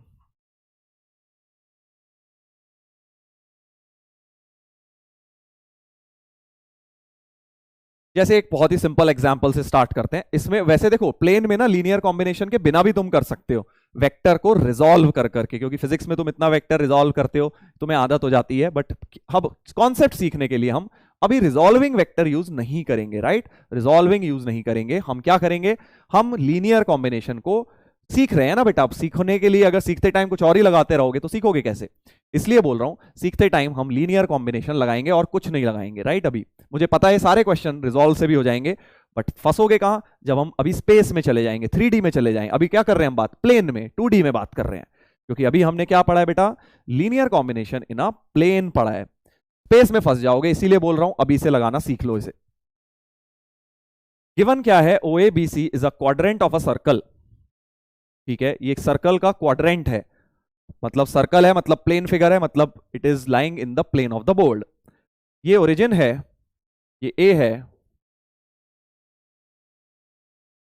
वो बी है, और ये सी है, ये एंगल 30 है, तो ऑब्वियसली एंगल 60 हो गया। तो बोला क्या जा रहा है, express C in terms of A and B, C को एक्सप्रेस करना है ए एंड बी के टर्म्स में। अगेन बेटा प्रोजेक्शन से हो जाएगा, बट हम उसमें नहीं जा रहे। अच्छा एक और बात, क्योंकि ये क्वाड्रेंट है, तो मॉड ए, मॉड बी और मॉड सी तीनों के तीनों रेडियस के बराबर नहीं हो जाएंगे, क्योंकि ये भी रेडियस, ये भी रेडियस, ये भी रेडियस, तो मैंने साइड में लिख लिया कि भाई तीनों का मैग्नीट्यूड तो रेडियस होगा ही होगा। Now let's start the problem. C को एक्सप्रेस करना है, तो आप सी को एक्स ए प्लस वाई बी मान लीजिए। सी को करना था इसलिए सी को मान लिया, ए को करना होता तो ए को हम मान लेते x times b plus Y times c मान लेते, राइट। बट जो निकालना है हम सीधे उसको मान लेते हैं। अब किसी तरह एक्स और वाई को वर्कआउट करना है अपने को, तो उसके लिए सब दिया है भाई। तो एक काम करते हैं, डॉट विद सी, कुछ भी ले लो, dot with A, dot with B, dot with C, एक एक करके लेता हूं। डॉट विद सी, तो C dot C left side में आएगा, C dot C, X A dot C, Y B dot C, dot product तो कहीं पे भी लगाओ, कम्यूटेटिव तो होता ही है। मजेदार बात क्या हो गई बेटा, ए डॉट सी तो 0 हो गया, ए और सी के बीच में एंगल 90 था, ए डॉट सी 0 हो गया, सी डॉट सी क्या हो गया, आर स्क्वायर हो गया, क्योंकि mod c square, mod c radius है, तो आर स्क्वायर लिख दिया। तो r square equal to y into b dot c हो गया r into cos of angle between B and c. B का पोजीशन ये है और ओरिजिन ये है, तो यही वेक्टर बी हो गया, यही वेक्टर सी हो गया, क्योंकि ओरिजिन यही है ना। तो पोजीशन वेक्टर की डेफिनेशन क्या होती है, ओरिजिन से ज्वाइन करने वाला वेक्टर, तो यही सी हो गया, यही बी हो गया, cos 60 हो गया इनके बीच का एंगल। आर स्क्वायर कट गया, y तो 2 आ गया, y तो 2 आ गया। अब क्या करें सर, डॉट विद सी लिया था, कुछ भी कर लो यार, डॉट विद बी कर लो, डॉट विद ए कर लो, जो करना है कर लो। डॉट विद ए कर लेता हूं सपोज, तो ए डॉट सी लेफ्ट में आ जाएगा, वो तो 0 है,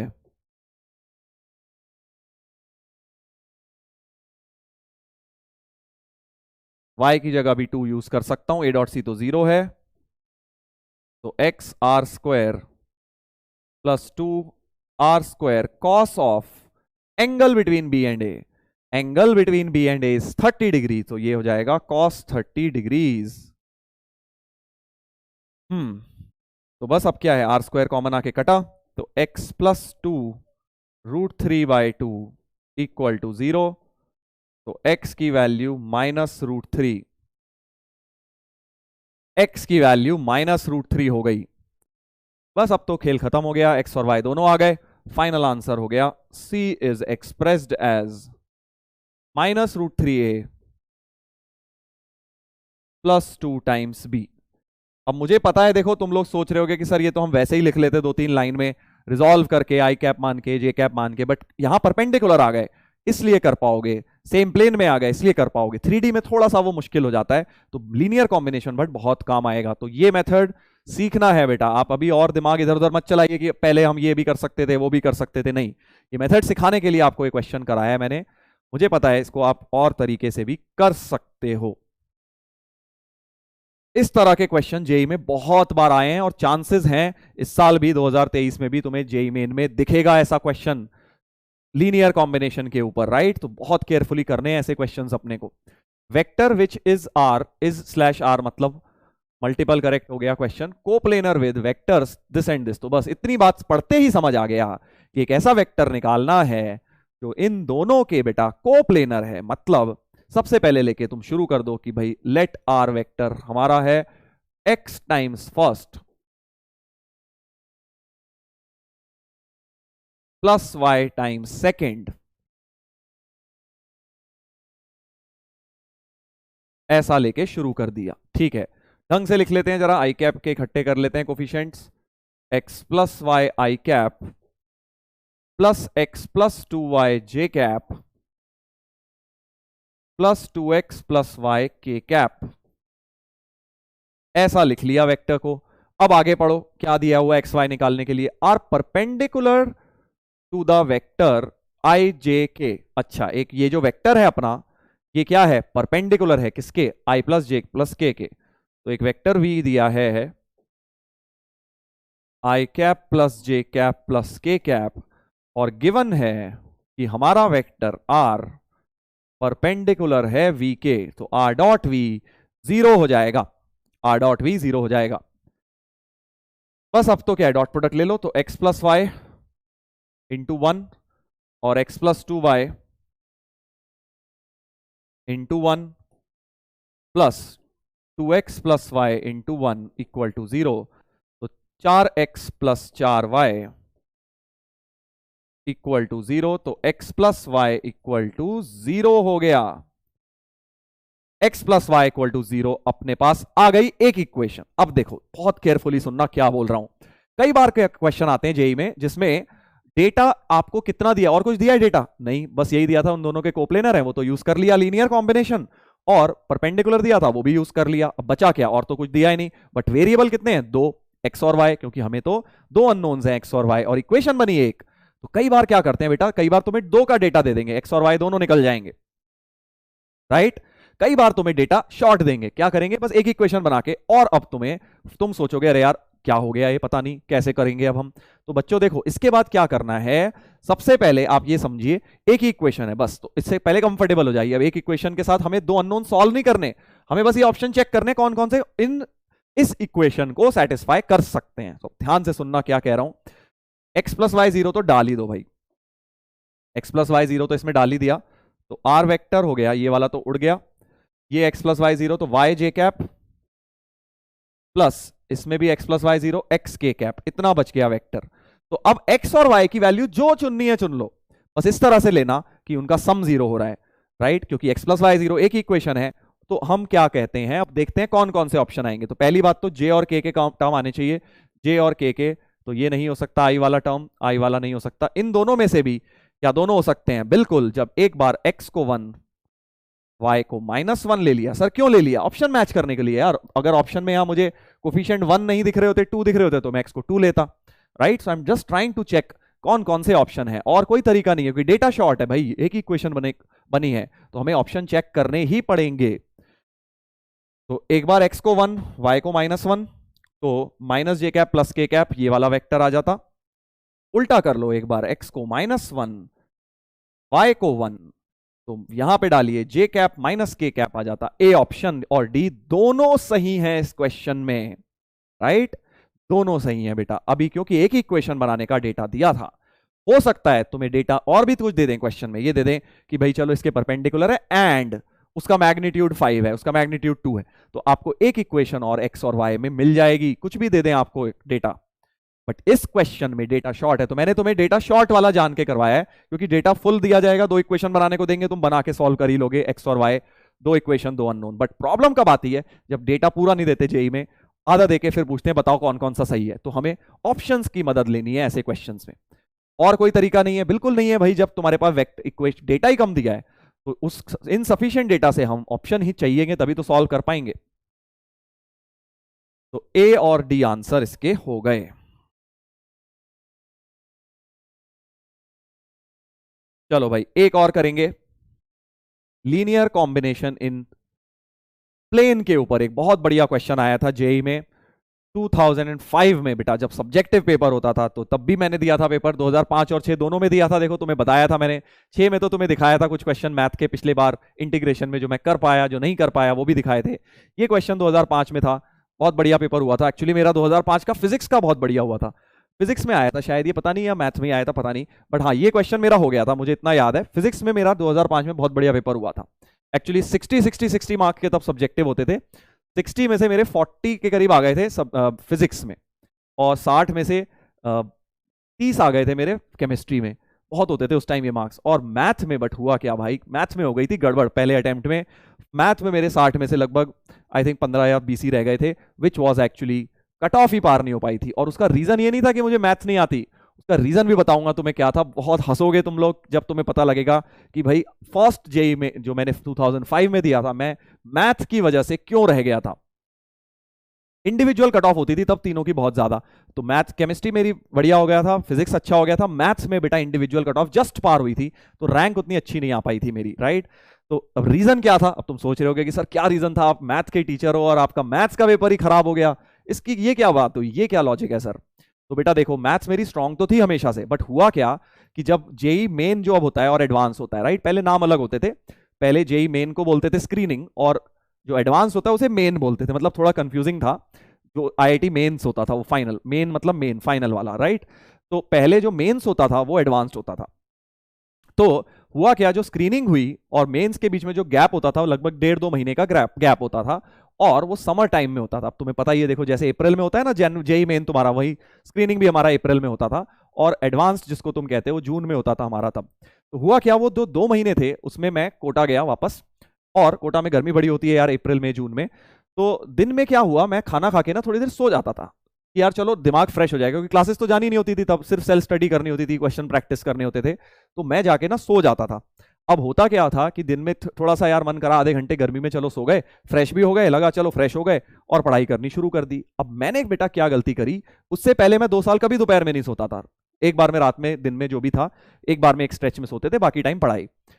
अब हैबिट क्या हो गई बॉडी को, 2 महीने में दिन में सोने की आदत पड़ गई, और हुआ क्या कि मैथ का पेपर का जो टाइमिंग था, पहले ऐसे पेपर होते थे 2-2 घंटे के तीनों सब्जेक्ट का पेपर होता था, मतलब आपको फिजिक्स अलग मिलता था 2 घंटे, केमिस्ट्री अलग 2 घंटे, फिर मैथ अलग 2 घंटे।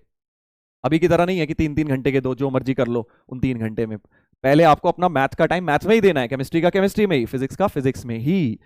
तो हुआ क्या कि मैथ का टाइम होता था दोपहर में 2 से 4 पेपर एडवांस का हुआ। अब 2 बजे पेपर तो शुरू हो गया, पर 3 बजते ही जो मेरे दिमाग में चांद तारे घूमने लग गए, क्योंकि बेटा सोने की आदत पड़ गई थी, राइट। तो अब मैं सोने की आदत पड़ गई थी, और उस दिन था एडवांस का पेपर, उस दिन तो सो नहीं सकते थे, तो एक्चुअली मेरे को क्वेश्चन में मैं दिमाग ही नहीं लगा पा रहा था, मैं क्वेश्चन देख रहा था और मेरे दिमाग घूम रहा था, झपकी आ रही थी मुझे। तो बेटा ये एक बहुत इंपॉर्टेंट चीज है। क्यों मैं आपको ये बात बता रहा हूं, क्योंकि आप लोगों का अब जेई मेन आने वाला है, राइट। तो अपनी बॉडी को ना हैबिचुअल बनाइए उस टाइम ड्यूरेशन में बेस्ट आउटपुट देने का। क्या बोल रहा हूं कि जैसे मैंने क्या गलती करी भाई, 2 से 4 पेपर था अगर, तो मुझे 2 से 4 रोज पढ़ने बैठना चाहिए था 1 महीने पहले, 15 दिन पहले, ताकि बॉडी को हैबिट हो जाए 2 से 4, उसको अपना ब्रेन को मैक्सिमम आउटपुट देने की हैबिट हो जाए। तो अगर मान लीजिए आपका, सपोज एग्जांपल दे रहा हूं, जेई मेन का जब स्लॉट आता है, तो आपका मान लीजिए 9 से 12 वाला आता है सुबह, 9:30 से 12:30 जो भी है, तो आपको एक हफ्ता 10 दिन पहले अपनी साइकिल बिल्कुल सीधी कर लेनी है, मतलब रोज सुबह 9 बजे तैयार होकर नाश्ता करके बैठ जाना है प्रैक्टिस करने, उस टाइम आपको प्रैक्टिस करनी है, ताकि उस टाइम आपकी बॉडी को आदत हो जाए अपना दिमाग मैक्सिमम चलाने की और प्रॉब्लम सॉल्व करने की। ये नहीं कि तुम लेट नाइट तक पढ़ रहे हो और रोज सुबह 12 बजे उठते हो, सडनली एक दिन जेई मेन वाले दिन 9 बजे या एक दो दिन पहले तुम 9 बजे उठना शुरू कर दो। नहीं, वो गलत हो जाएगा बेटा। अपनी हैबिट बॉडी को डालने दीजिए। जो टाइम आपका फाइनल होगा उस ड्यूरेशन में अपनी बॉडी को मैक्सिमम आउटपुट देने के लिए केपेबल बनाना है, और वो तभी होगा जब आप उसकी प्रैक्टिस पहले से करोगे। एकदम से जेई मेन वाले दिन बॉडी को झटका दे दोगे कि भाई आज सुबह उठ के 9 बजे से तू तैयार हो जा और पेपर सॉल्व करने लग जा, तो वो नहीं होगा अगर आपको रोज हैबिट नहीं होगी उस चीज की। सिमिलरली इवनिंग स्लॉट में भी, जब भी जितना भी बजे आपका स्लॉट है, आप ये सोचिए उन 3 घंटे मुझे कुछ नहीं करना, मुझे सिर्फ प्रॉब्लम प्रैक्टिस करनी है या पढ़ाई करने बैठना है, और लगातार 1 मिनट का ब्रेक नहीं लूंगा उस 3 घंटे, क्योंकि जेई वाले दिन मैं ब्रेक नहीं ले पाऊंगा। ब्रेक लूंगा तो मेरा टाइम वेस्ट होगा, राइट। तो ये बहुत इंपॉर्टेंट चीज है, मेरी गलती से आई होप आप लोग बेटा सीख पाओगे।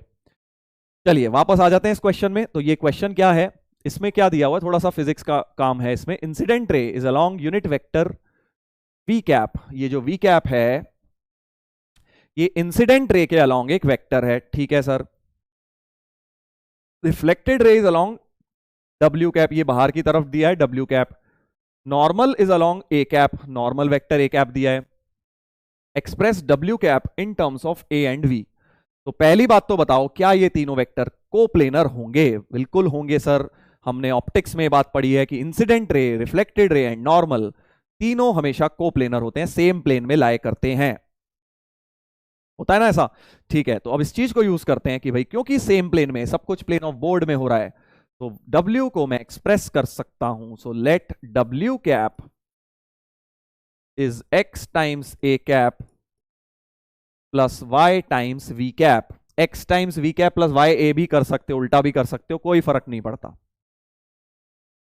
ठीक है भाई, अब तुम्हें एक और चीज पता है, रिफ्लेक्शन में एक और प्रॉपर्टी लगती है ना, ये दोनों एंगल्स थीटा थीटा बराबर है। अभी इनको मैं थीटा लेट कर लेता हूं। मुझे पता है थीटा मैं लेके आया हूं, तो मैं थीटा क्वेश्चन में फाइनल आंसर में नहीं रख सकता। We'll have to remove it also, we will see. तो अभी तो थीटा थीटा मान लेता हूं। ठीक है, तो अब मैं क्या करता हूं, इस पूरी इक्वेशन का dot with suppose A vector ले लेता हूं, dot with A cap actually. तो W dot A cap is X A cap dot A cap plus Y V cap dot A cap. Caps हैं तो यूनिट वेक्टर्स हैं, कोई दिक्कत ही नहीं है। तो डब्ल्यू डॉट ए में क्या होगा, मॉड मॉड तो 1। सिर्फ डब्ल्यू और ए के बीच में एंगल देख लो बेटा, डब्ल्यू और ए के बीच में एंगल, डब्ल्यू की डायरेक्शन है ये, ए की डायरेक्शन है ये, दोनों के बीच में एंगल थीटा दिख गया सर, कॉस थीटा। और एक्स ए डॉट ए तो 1 ही है, तो x why V dot A. अब जरा ध्यान से सुनना भाई, वी डॉट ए, वी और ए के बीच में एंगल। अब तो तुम चैंपियन हो गए हो भाई, वी ए रहा, वी की डायरेक्शन देखनी इंपॉर्टेंट है, ए ये रहा। तो what is the angle between v and a? V और ए के बीच में क्या एंगल देख पा रहे हो बेटा? वी और ए के बीच में सर हम ये वाला एंगल देख पा रहे हैं, यानी 180 minus theta.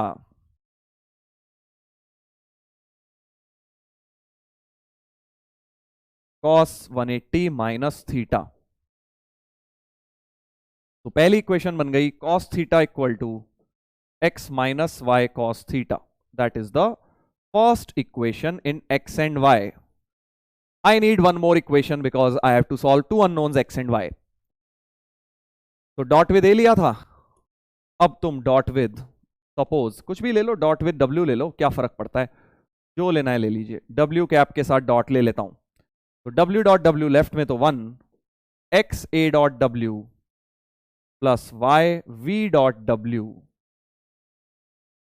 a dot w जल्दी देखो, अब a डॉट w तो अभी यूज किया था हमने,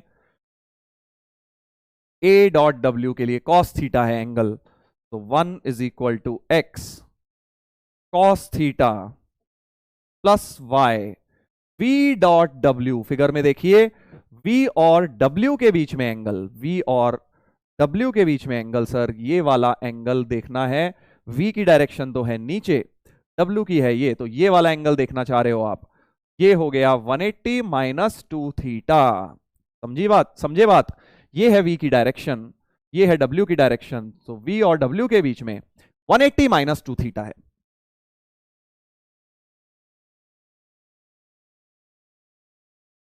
तो 1 equal to x cos theta minus y cos 2 theta हो गया है। This is your equation number 2। दो इक्वेशंस, दो अननोन्स एक्स और वाई सॉल्व कर लेते हैं। अब जल्दी से बेटा पॉज करके निकालो। इन दोनों इक्वेशंस में एक्स और वाई तुम्हें एलिमिनेशन करके निकालना है। दो लीनियर इक्वेशन ही तो हैं एक्स और वाई में। तो एक काम करता हूं, एक्स की वैल्यू ऊपर से उठा के नीचे डाल देता हूं। सेकेंड इक्वेशन में एक्स की वैल्यू ऊपर से देखिए क्या दिख रही है हमें, cos theta plus y cos theta दिख रही है। इसको दूसरी इक्वेशन में डाल देता हूं। एक्स की value cos theta plus y cos theta minus y cos 2 theta, और इनटू कॉस थीटा भी था ना, यहां पे एक्स कॉस थीटा था, ये तो एक्स की डाली मैंने, इसमें एक कॉस थीटा भी मल्टीप्लाइड था। तो 1 equal to cos square theta plus y cos square theta minus y cos 2 theta को भी लिख लेते हैं 2 कॉस स्क्वायर थीटा माइनस 1। तो इधर ले जाइए, 1 माइनस कॉस स्क्वायर थीटा बन गया ये, y common cos square theta minus 2 cos square theta plus 1।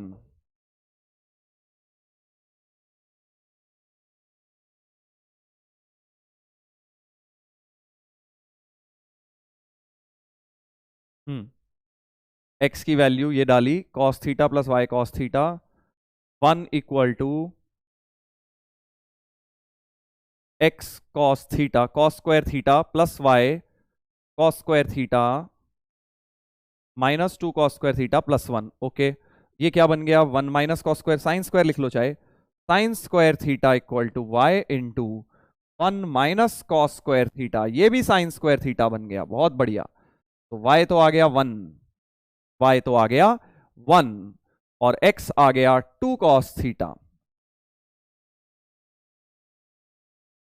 क्योंकि y को 1 यहां डाल दिया। तो बहुत बढ़िया, x और y निकल कर आ गए हैं। अब तो एक्सप्रेस हो गया हमारा, ऑलमोस्ट आंसर आ गया है। ऑलमोस्ट क्यों कह रहे हो सर, बेटा थोड़ा सा चीज बचा है अभी, क्या बचा है देखते हैं। थीटा भी तो हटाना है ना, तो x तो हमने यहां डाल दिया, सो w कैप हो गया x की जगह 2 कॉस थीटा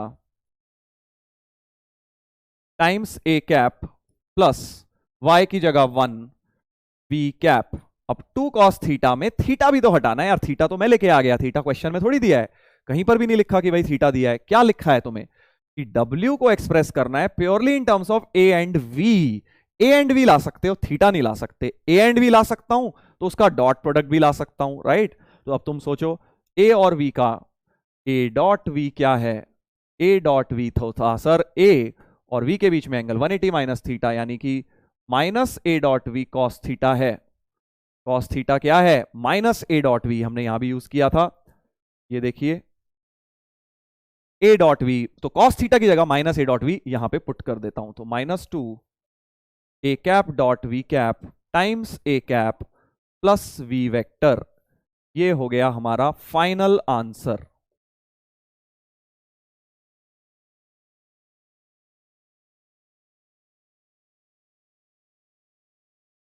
राइट, ऐसे किया मैंने, देखिए लीनियर कॉम्बिनेशन में एस्टैब्लिश किया और दो इक्वेशंस बनाई एक्स और वाई में, और लास्ट में जाके बेटा थीटा को भी हटा दिया, क्योंकि मुझे थीटा रखना ही नहीं, मुझे तो ए और वी रखना है।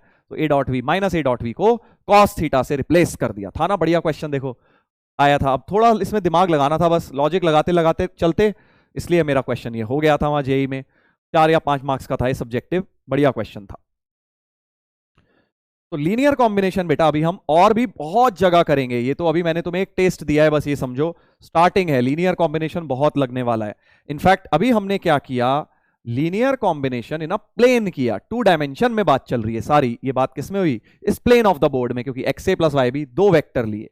अब मैं आ जाता हूं स्पेस में, linear combination in space, linear combination in space. तो अब ये क्या होता है सर, तो भाई देखो जैसे 2 वेक्टर का कोप्लेनर 2 में आया था, तो अब स्पेस में तुम्हें वेक्टर लेना होता है। आई जे के टर्म्स में जब लेते हो तो कैसे लेते हो, एक्स आई प्लस वाई जे प्लस जेड के ले लेते हो, 3 वेक्टर ले लेते हो, राइट। प्लेन में चाहिए तो 2 ही लेते हो। वैसे ही यहां पर भी हो जाएगा कि अगर अब आपको 3 वेक्टर चाहिए, कहां है सर 3 वेक्टर, अब देखो मैं तुम्हें दिखा रहा हूं, ए वेक्टर और दो वेक्टर तो सेम प्लेन में है, तीसरा वेक्टर कुछ ऐसे सी होगा, तो ए बी सी तीन वेक्टर्स चाहिए। So if a B c are three non zero, non collinear and non coplanar, coplanar भी नहीं होने चाहिए, पता चला तुमने सीबीसी प्लेन में बना दिया, फिर कैसे 3D में आओगे, 3D में पहुंच ही नहीं पाओगे। तो तुम्हें जो तीन वेक्टर चाहिए इस बार, वो वेक्टर कोप्लेनर नहीं होने चाहिए, तो तीसरा वेक्टर बाहर ऐसे कुछ होना चाहिए प्लेन के, प्लेन में नहीं होना चाहिए, non zero, non collinear, non coplanar vectors. Then a vector lying in space, space मतलब 3D, lying in space can be expressed as xa plus yb plus zc, third term भी आ गई बस यहां पे। Again x y z are scalar numbers, जैसे जैसे X y Z change होंगे ये रिजल्टेंट वेक्टर स्पेस में आपको एक नया वेक्टर देता रहेगा। अभी तक तुम ये करते आए हो, फिजिक्स में भी तुम ये यूज करते हो लीनियर कॉम्बिनेशन, बस क्या करते हो वहां सिर्फ आई जे के टर्म्स में यूज करते हो कि भाई एक वेक्टर मानना है प्लेन में, सॉरी स्पेस में, तो एक्स आई कैप प्लस वाई जे कैप प्लस जेड के कैप। मैं ये बोल रहा हूं कि उन तीनों को परपेंडिकुलर होना कोई जरूरी नहीं है, कैसे मर्जी यूनिट वेक्टर होना भी जरूरी नहीं है, कैसे मर्जी तीन वेक्टर उठा लो एबीसी, चाहे वो यूनिट हो ना हो, चाहे वो आई कैप जे कैप के कैप हो ना हो, जो भी हो, बस तीन चीजें ध्यान होनी चाहिए। पहली, नॉन जीरो होने चाहिए, नॉन कोलिनियर होने चाहिए और नॉन कोप्लेनर भी होने चाहिए। तो एनी वेक्टर इन स्पेस, दुनिया का कोई भी वेक्टर, कोई भी दुनिया के तीन इन वेक्टर्स में जो ये सेटिस्फाई करें, इनके टर्म्स में एक्सप्रेस किया जा सकता है। बहुत ज्यादा इंपॉर्टेंट चीज है, बट अभी इसको हम साइड में पार्क कर देंगे दिमाग में अपने, बस सीख लिया समझ लिया, इसके एप्लीकेशन अभी नहीं कराऊंगा, इसके एप्लीकेशन 3D में ज्यादा आएंगे, थोड़ा वेक्टर आगे का पढ़ लो उसमें ज्यादा आएंगे, तो थोड़े एक दो कल के लेक्चर में या कल के लेक्चर में आ जाएगा तुम्हारा इसका एप्लीकेशन, और 3D में भी बहुत आएगा लीनियर कॉम्बिनेशन इन स्पेस का। तो अभी बस इतना याद रख लीजिए कि कोई भी वेक्टर एक स्पेस में चाहिए तो तीन वेक्टर के टर्म में हम लीनियर कॉम्बिनेशन में एक्सप्रेस कर सकते हैं, राइट, लीनियरली डिपेंडेंट। चलिए, तो अब इसके बारे में हम बात डिटेल में बाद में ही करेंगे। तो अब ये एक क्वेश्चन तुम्हारे लिए, अच्छा ये तो मैंने करा ही दिया तुमको, ये तो ऑलरेडी अपना डन हो चुका है। चलिए अब आ जाते हैं स्केलर ट्रिपल प्रोडक्ट पर। आज के लेक्चर का जो थर्ड टॉपिक हमें करना है, दो चीजें हमने कर ली, क्रॉस प्रोडक्ट और लीनियर कॉम्बिनेशन, बहुत ज्यादा इंपॉर्टेंट। अब हम आएंगे किस पर, स्केलर ट्रिपल प्रोडक्ट पे। तो देखो, पहले स्केलर ट्रिपल प्रोडक्ट जानने से पहले ये समझते हैं ट्रिपल प्रोडक्ट क्या होता है। देखो अभी तक हम दो वेक्टर का प्रोडक्ट पढ़ रहे थे, a dot b A cross b, अब हम तीन वेक्टर के प्रोडक्ट के बारे में सोचना चाह रहे हैं कि भाई तीन वेक्टर अगर मल्टीप्लाई करें तो पहले सिनेरियो में तो क्या दोनों में डॉट लग सकता है, क्या दोनों में डॉट लग सकता है? बिल्कुल नहीं लग सकता सर, क्योंकि ए डॉट बी तो स्केलर आ गया, स्केलर डॉट वेक्टर कुछ नहीं होता, स्केलर डॉट वेक्टर कुछ नहीं होता, डॉट लेना है तो दोनों वेक्टर ही होने चाहिए, वेक्टर का डॉट विद वेक्टर होता है। स्केलर तो बस मल्टीप्लाई होता है 2 टाइम्स ए, इसमें डॉट थोड़ी ना होता है, 2 टाइम्स ए बोलते हैं इसको, राइट। तो डॉट डॉट दोनों में आ जाए, दिस इज नॉट डिफाइंड। और क्या कॉम्बिनेशंस हैं, क्रॉस डॉट आ जाए, एक में क्रॉस एक में डॉट आ जाए, बिल्कुल सर ये डिफाइंड है, बट एक सिचुएशन में ही डिफाइंड है कि पहले ए क्रॉस बी लो, क्योंकि ए क्रॉस बी अगर पहले लोगे तो वो एक वेक्टर बन जाएगा और वेक्टर का डॉट विद वेक्टर डिफाइंड होगा। बट अगर पहले बी डॉट सी ले लिया तो गड़बड़ हो जाएगी सर, क्योंकि बी डॉट सी लेते ही पहले स्केलर बन गया, स्केलर का फिर क्रॉस कैसे ले पाओगे, ले ही नहीं पाओगे। तो ऐसे सिचुएशन में जब भी एक डॉट एक क्रॉस लिखा है, पहले क्या लेना है, क्रॉस ही लेना है, कोई जरूरत नहीं है यहां ब्रैकेट लगाने की। वैसे ब्रैकेट लगाना चाहिए बट नहीं जरूरत है इस बार, क्यों, क्योंकि ऑब्वियसली वो डिफाइंड तभी है जब ए क्रॉस बी पहले लिया जाएगा, अदरवाइज डिफाइंड ही नहीं है। तो और फाइनल आउटकम अब सोचो इसका क्या आएगा, ए क्रॉस बी एक वेक्टर आया, डॉट एक वेक्टर, तो फाइनल आउटकम स्केलर आएगा, तो ये डिफाइंड तो है ही, साथ में स्केलर आएगा, तो इसको हम बोलते हैं स्केलर ट्रिपल प्रोडक्ट। ऐसी सिचुएशन को बोलते हैं हम एसटीपी, स्केलर ट्रिपल प्रोडक्ट। ये फिजिक्स वाला एसटीपी नहीं है, मैथ का एसटीपी है, that is scalar triple product, right. अब क्या करें, स्केलर ट्रिपल प्रोडक्ट तो हो गया, और क्या हो सकता है सर, दोनों में क्रॉस लगा लो, ये भी हो सकता है, दोनों में क्रॉस लगा लो, ये भी डिफाइंड होगा ना, बिल्कुल होगा सर, क्योंकि ए क्रॉस बी एक वेक्टर आएगा, उसका भी क्रॉस विद सी वो भी एक वेक्टर है, तो फाइनल आउटकम वेक्टर आएगा इस बार। और एक और मजे की बात है कि ये जहां मर्जी ब्रैकेट लगा लो, पहले भाई एसटीपी में तो क्या था, पहले क्रॉस ही लेना पड़ेगा, बट इसमें आप चाहे ए क्रॉस भी पहले ले लो, चाहे बी क्रॉस सी पहले ले लो, ब्रैकेट लगा लो, bracket will play an important role because both of these are defined and since final outcome is a vector, therefore ये दोनों क्या बोलेंगे, वेक्टर ट्रिपल प्रोडक्ट।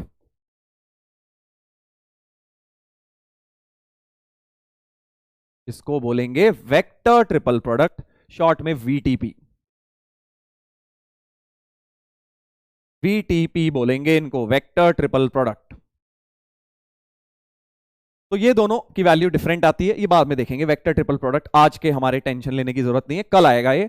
आज हम बेटा स्केलर ट्रिपल प्रोडक्ट के बारे में ही अपना डिस्कशन लिमिटेड रखेंगे। तो देखो मैंने सारे पॉसिबल कॉम्बिनेशन लिख दिए, और कुछ नहीं हो सकता, दोनों डॉट एक क्रॉस, दोनों cross, that is it, right. चलिए तो अब हम स्टार्ट करते हैं डिटेल में scalar triple product, that is STP. तो स्केलर ट्रिपल प्रोडक्ट देखो क्या होता है। सबसे पहले तो स्केलर ट्रिपल प्रोडक्ट के बारे में आप समझ गए कि अगर मान लीजिए मैंने तीन वेक्टर ऐसे ले लिए, A vector A1 i cap, A2 j cap, A3 k cap, और बी वेक्टर ले लिया B1 i cap, B2 j cap, B3 k cap, right. ऐसे कुछ वेक्टर्स ले लिए, और सिमिलरली सी भी ले लेता हूं एक वेक्टर क्योंकि तीन चाहिए, C1 i cap, C2 j cap, C3 k cap. अगर तीन वेक्टर एबीसी ऐसे ले लिए तो जो इनका एसटीपी आएगा ए क्रॉस बी डॉट सी, यही तो निकालना है, ए क्रॉस बी डॉट सी, यानी कि पहले क्या करोगे, ए क्रॉस बी लोगे, ले लो, इन दोनों वेक्टर का cross product I cap J cap के कैप का हो जाएगा A1 A2 A3 B1 B2 B3, ऐसा कुछ हो गया ए क्रॉस बी की वैल्यू, राइट। मैं क्या कोशिश कर रहा हूं, ये निकालने की कोशिश कर रहा हूं भाई, ए क्रॉस बी डॉट सी निकालने की कोशिश कर रहा हूं। ए क्रॉस बी तो सर आपने लिख दिया, अब आप इसका जल्दी से डॉट ले लो, किसके साथ, सी के साथ। तो अब ध्यान से सुनना क्या कह रहा हूं,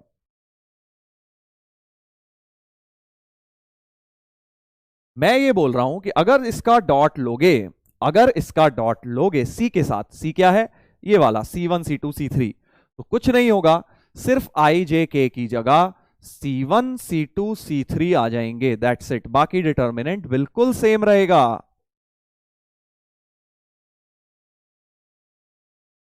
आई जे के की जगह C1 C2 C3 आ जाएंगे। ऐसा क्यों सर, ये क्या हो गया, ऐसे कैसे आपने बोल दिया। अब देखो भाई अभी समझाता हूं, तुम एक बात सोचो, हाइपोथेटिकली दिमाग में हम क्या करते हैं, इसको एक्सपैंड करते हैं इस डिटर्मिनेंट को, राइट।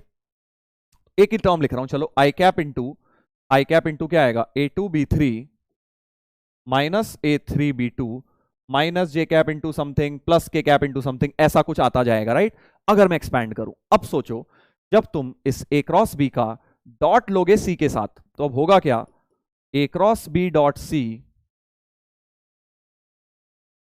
जैसे ही डॉट लोगे तो आई कैप के मल्टीप्लाई होंगे, यानी C1 किससे मल्टीप्लाई होगा, इस टर्म से मल्टीप्लाई होगा, राइट। C1 इस टर्म से, तो जो आई कैप इससे मल्टीप्लाई हो रहा है, अब क्या हो जाएगा, C1 मल्टीप्लाई हो जाएगा A2 B3 minus A3 B2 से, राइट।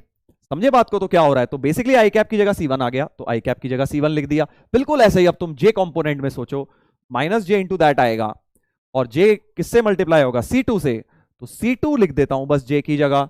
तो C2 लिखने से अगेन वो minus of the second term अपने आप बना लेगा, डिटर्मिनेंट के की टर्म अपने आप बना लेगा। आपको सिर्फ क्या करना है, आई जे के की जगह C1 C2 C3 लेना है, ताकि डॉट प्रोडक्ट भी उनका हो जाए, क्योंकि डॉट में मुझे दिख रहा है आई की जगह क्या आ गया फर्क, C1 आ गया बस यहां पे, right. That is the logic. तो हमने पूरा लिखने की जगह सीधे सीधे देख लिया कि डिटर्मिनेंट फॉर्म में ही डॉट ले लिया, C1 C2 C3 ऊपर आ जाएगा। तो ये वैल्यू किसकी आई, ए क्रॉस बी डॉट सी की, ए क्रॉस बी डॉट सी की वैल्यू आई। अब जरा ध्यान से सुनना, बहुत इंटरेस्टिंग बात बता रहा हूं, बहुत ज्यादा इंटरेस्टिंग। क्या, देखो अभी मैंने क्या किया, ए क्रॉस बी डॉट सी लिया, अब मैं क्या करूंगा, अब मैं डॉट एंड क्रॉस को बस पलट देता हूं, एबीसी का ऑर्डर ऐसे ही रखूंगा, एबीसी एबीसी रहेंगे, बस ये क्रॉस की जगह डॉट। तो मैं क्या कह रहा हूं, पहले यहां डॉट कर दिया, फिर यहां क्रॉस कर दिया, डॉट एंड क्रॉस को इंटरचेंज कर दिया, तब भी वैल्यू सेम आएगी। पहले ऑब्वियसली देखो ए डॉट बी क्रॉस सी में पहले बी क्रॉस सी लेना पड़ेगा, दैट इज ऑब्वियस, क्योंकि पहले हमेशा क्रॉस लेना होता है, तभी एसटीपी डिफाइंड होता है। ये बात मैंने स्टार्टिंग में ही बताई थी। तो मैं क्या बोल रहा हूं, ए क्रॉस बी डॉट सी और ए डॉट बी क्रॉस सी दोनों सेम आएंगे। दिखाता हूं देखो अभी तुम्हें कैसे सेम आएंगे। तो मैंने ए क्रॉस बी डॉट सी तो ये निकाल लिया, राइट।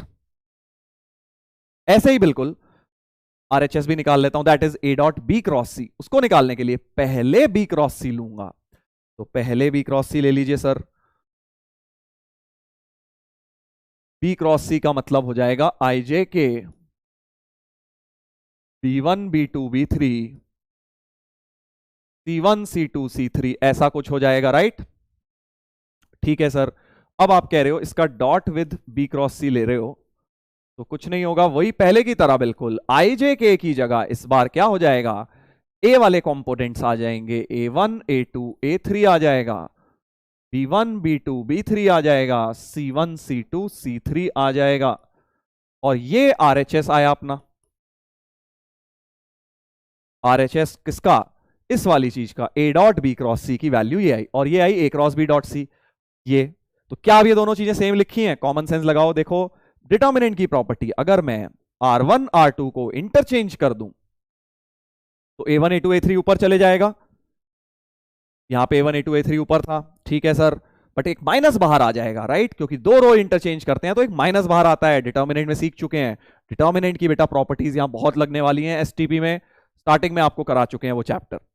अब होगा क्या, एक बार और इंटरचेंज करेंगे ताकि बी ऊपर पहुंच जाए, सी वाला जो यहां बन चुका वो नीचे आ जाए, तो बिल्कुल यही चीज बन जाएगी, यानी कि दो बार दो रोज इंटरचेंज हुई हैं, माइनस माइनस कट गया, value of determinant remain same. So clearly this is equal to LHS which was a cross B dot c. तो हमने क्या प्रूव कर लिया, बहुत ज्यादा इंपॉर्टेंट प्रॉपर्टी प्रूव कर ली एसटीपी की। क्या प्रॉपर्टी, कि ए क्रॉस बी डॉट सी या a dot B cross c लिखें, as long as order change नहीं किया, एबीसी का ऑर्डर सेम रखा, डॉट एंड क्रॉस को इंटरचेंज कर सकते हैं। एसटीपी में डॉट एंड क्रॉस को इंटरचेंज कर सकते हैं। तो मतलब क्या है, इस बात से फर्क ही नहीं पड़ता कि तुमने डॉट का लगाया क्रॉस कहां लगाया, एक जगह डॉट लगा देना, एक जगह क्रॉस, ऑर्डर इंपॉर्टेंट है। इसीलिए हम इस चीज को ऐसे भी लिख देते हैं, बस ऑर्डर पता है एबीसी, तो बस डॉट क्रॉस लगाओ, ये मत कहीं भी लगा देना, एक जगह डॉट एक जगह क्रॉस, ऑर्डर एबीसी को ऐसे बॉक्स में बंद करके लिख देते हैं, hence the name box product. तो स्केलर ट्रिपल प्रोडक्ट को हम बॉक्स प्रोडक्ट भी बोलते हैं। तो अब से जब भी तुम्हारे पास बॉक्स एबीसी लिखा हो, तुम समझ जाना वो क्या लिखा है, ए क्रॉस बी डॉट सी या ए डॉट बी क्रॉस सी, जो मर्जी बोल लो, दोनों सेम है, बॉक्स एबीसी। ओके, तो बॉक्स एबीसी को हम इस तरह से मैनिपुलेट करेंगे। तो ये हमने प्रूव कर लिया first and the most important property of STP, that in STP dot and cross can be interchange. तो क्या प्रॉपर्टी का नाम है, इन STP, in scalar triple product, dot and cross can be interchanged. उनको पलट सकते हैं, कोई फर्क नहीं पड़ता। चलिए, तो ये हो गई पहली बात।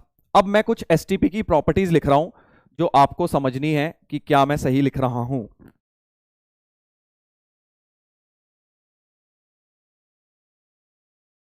तो प्रॉपर्टी ये है कि अगर मैं बोलूं कि भाई बॉक्स ऑफ एबीसी जो है is equal to minus times box BAC, सही है ये बात, सोचो बॉक्स ऑफ एबीसी और is equal to minus times box BAC. क्यों, क्योंकि सोचो ए और बी को इंटरचेंज ही तो किया हुआ है मैंने, ए और बी को बी और ए बना दिया, और डिटर्मिनेंट से सोचो, डिटर्मिनेंट से अगर सोचेंगे तो दो रो इंटरचेंज हो रखी होंगी, तो वैल्यू ऑफ डिटर्मिनेंट में माइनस बाहर आ जाएगा, hence this logic. Another property, box ABC, box BCA, box CAB को क्या बराबर बोल सकते हैं, बिल्कुल बोल सकते हैं सर, क्योंकि दो दो रो दो बार इंटरचेंज हो रखी हैं। ए बी को इंटरचेंज किया तो बी ए बना, और फिर उन दोनों को भी किया तो सी ए बना, यानी बीसीए में दो बार इंटरचेंज, दो बार माइनस बाहर, तो प्लस हो जाएगा। तो box ABC, box BCA, box CAB सब बराबर हैं। Next property, box a a b, अगर दो वेक्टर ही सेम आ जाएं, तीन जो वेक्टर लिखे हैं बॉक्स में उनमें से दो वेक्टर ही सेम आ जाएं, तो दो आंसर जीरो आने वाला है ना। आंसर जीरो आने वाला है सर, क्योंकि तुम समझ गए दो रोज आइडेंटिकल बन जाएंगी डिटर्मिनेंट में और वैल्यू ऑफ डिटर्मिनेंट जीरो हो जाती है। नेक्स्ट, के टाइम्स ए बी और सी, अगर ऐसा लिख दिया वेयर के इज अ स्केलर नंबर, मतलब पहले वेक्टर को के से मल्टीप्लाई कर दिया, पहले को के से मल्टीप्लाई कर दिया, तो कैन वी से दैट हर एक एलिमेंट इस रो का के से मल्टीप्लाई हो जाएगा, और एक रो अगर के से मल्टीप्लाइड है तो के बाहर आ जाता है, तो यानी के को बाहर ले सकते हैं डिटर्मिनेंट से, तो डिटर्मिनेंट से बाहर आ जाएगा। सिमिलरली बिल्कुल डिटर्मिनेंट वाली प्रॉपर्टी चल रही है, अगर पहली रो को आपने ए प्लस डी लिख दिया, box a plus d b c ऐसे, तो उसको बॉक्स ए बी सी लिखेंगे plus box d b c लिख देंगे। डिटर्मिनेंट में करते थे ना ऐसे, if each row is expressed as sum of two elements, तो सम ऑफ टू डिटर्मिनेंट्स की तरह बेटा लिख दिया हमने। तो ये सब चीजें बेटा मतलब डिटर्मिनेंट्स और एसटीपी में कॉमन है। अब आ जाते हैं एक बहुत ज्यादा इंपॉर्टेंट चीज जो थोड़ी सी डिफरेंट है एसटीपी में, जो हमारे पास नहीं आई थी पहले, that is geometrical significance of STP, जो पहले डिटर्मिनेंट में नहीं आई थी। ज्योमेट्रिकल सिग्निफिकेंस की क्या मतलब क्या है, जो आपने जैसे आपने बताया भाई डॉट क्रॉस प्रोडक्ट का मतलब होता है area of triangle, area of parallelogram sorry, तो इस तरह से क्या इसका भी कोई ज्योमेट्रिकल सिग्निफिकेंस है, किसका, एसटीपी का, scalar triple product a cross B dot c जो हम ले रहे हैं, क्या इसका ज्योमेट्रिकल सिग्निफिकेंस है? बिल्कुल है बेटा, देखिए सामने लिखा हुआ है, फर्स्ट स्टेटमेंट पढ़ेंगे, ये सारी प्रॉपर्टी लिखी हुई है नीचे जो मैंने अभी बताई है तुम्हें।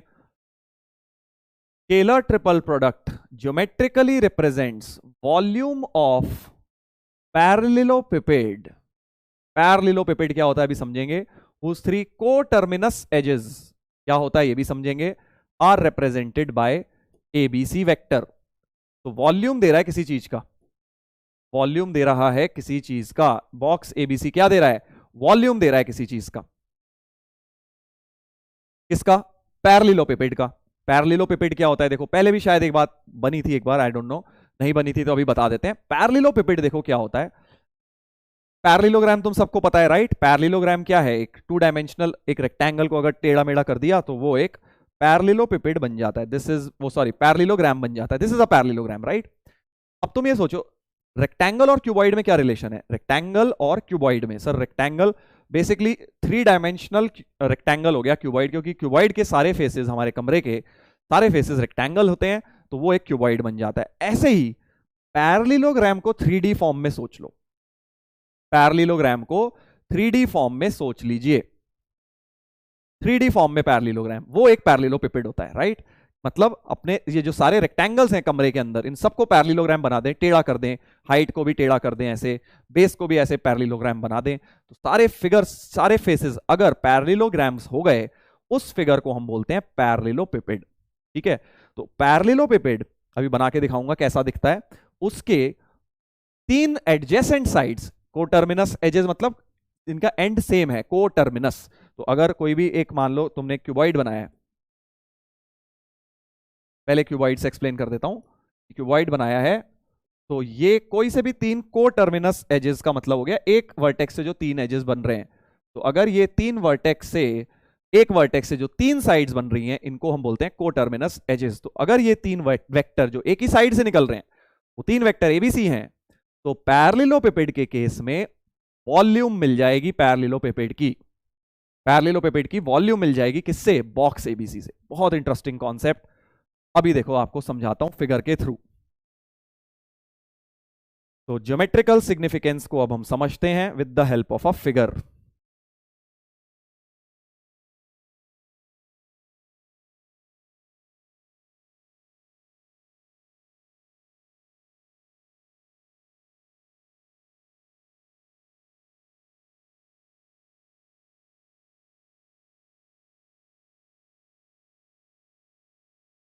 Can you see this that this is a 3 dimensional parallelogram.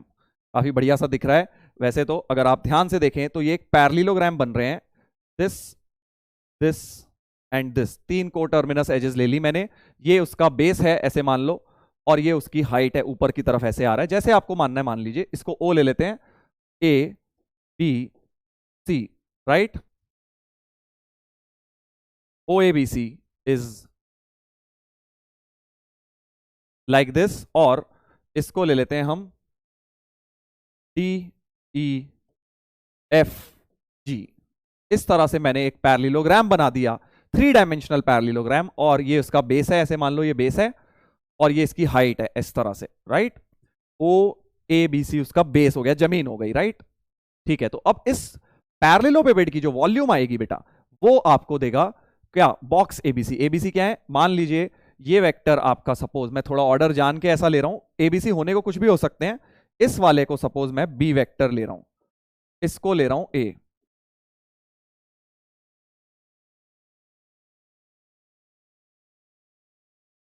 नहीं इसको ए ले लेता हूं, उसको बी ले लेता हूं। क्या रीजन है, अभी समझाने के लिए कर रहा हूं एक्चुअली, को हो सकते हैं कोई भी हो जाएगा, ए बी, और ये हाइट वाला सपोज सी है, राइट। ये 3 वेक्टर्स इसके ए बी सी वेक्टर्स हो गए। कहीं पर भी ऑर्डर हो सकता है, ये A B C, A B C, ए कुछ भी हो, तीनों वेक्टर बस ए बी सी होने चाहिए। मैंने आपको समझाने के लिए ऐसा दिखा दिया है। अब ध्यान से देखो जरा, ए क्रॉस बी, देखो बॉक्स एबीसी क्या होता है, बॉक्स एबीसी होता है, अगर इसको लॉजिकली सोचें, ए क्रॉस बी डॉट सी होता है sir, a cross B dot सी। अच्छा, अब जरा इस फिगर में देखो ए क्रॉस बी क्या है। इस फिगर में sir a cross B is the area of a parallelogram, area of a parallelogram. कौन से पैरेललोग्राम का एरिया, वो तो तुम बताओ भाई, कौन से पैरेललोग्राम का एरिया दिख रहा है आपको, ए cross B. Sir a cross B इस पैरेललोग्राम का एरिया दिख रहा है, राइट। ए क्रॉस बी इस पैरेललोग्राम जो बेस वाला है, इसका एरिया नजर आ रहा है। ठीक है सर, ए क्रॉस बी ये दिख रहा है, बट इसका तो मैग्नीट्यूड होता है ना, तो एक काम करते हैं, इस डॉट प्रोडक्ट को खोल देते हैं, mod A cross B mod C cos theta, right. तो mod A cross B mod C cos theta, हमने क्या खोल दिया, वो डॉट प्रोडक्ट खोल दिया। मॉड ए क्रॉस बी क्या है, अभी बताया, area of base, area of base. Theta कौन सा एंगल है सर, फिगर में दिखाइए जरा, थीटा देखिए, फिगर में भी दिखा देते हैं आपको। फिगर में थीटा कौन सा एंगल है, देखो ए क्रॉस बी ऐसा कुछ होगा, ए क्रॉस बी ऐसे परपेंडिकुलर वेक्टर, तो ये जो लाल वेक्टर है वो क्या है, पूरे प्लेन के परपेंडिकुलर जा रहा है, ए क्रॉस बी बेस के परपेंडिकुलर वेक्टर जा रहा है। So this is the direction of A cross B. और मेरा थीटा किसके बीच में एंगल है, ए क्रॉस बी और सी के बीच में, राइट। यानी कि ये वाला एंगल मेरा थीटा है, ये वाला एंगल थीटा है, राइट। सी वेक्टर ये था और ए क्रॉस बी के बीच में एंगल थीटा है, right.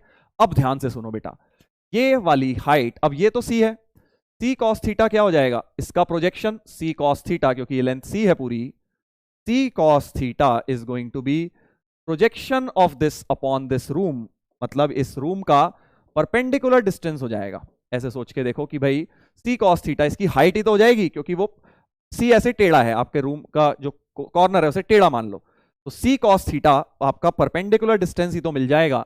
So C cos theta is nothing but इस पॉइंट का इस रूम से परपेंडिकुलर डिस्टेंस, क्योंकि इसके प्रोजेक्शन आ गया, तो C cos theta is nothing but height of the room, height of the पैरेललोपिपेड।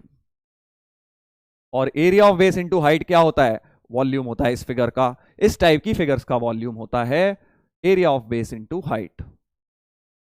तो ये बेटा हमने प्रूफ कर दिया दैट बॉक्स एबीसी इस पैरेललोपिपेड का वॉल्यूम है, क्योंकि ए क्रॉस बी क्या है, एरिया ऑफ बेस, पैरेललोग्राम का एरिया, और C cos theta is height of this, तो base area of base into height is nothing but volume. तो ये हमने बेटा ज्योमेट्रिकल सिग्निफिकेंस देख लिया, ज्योमेट्रिकल इंटरप्रिटेशन देख लिया।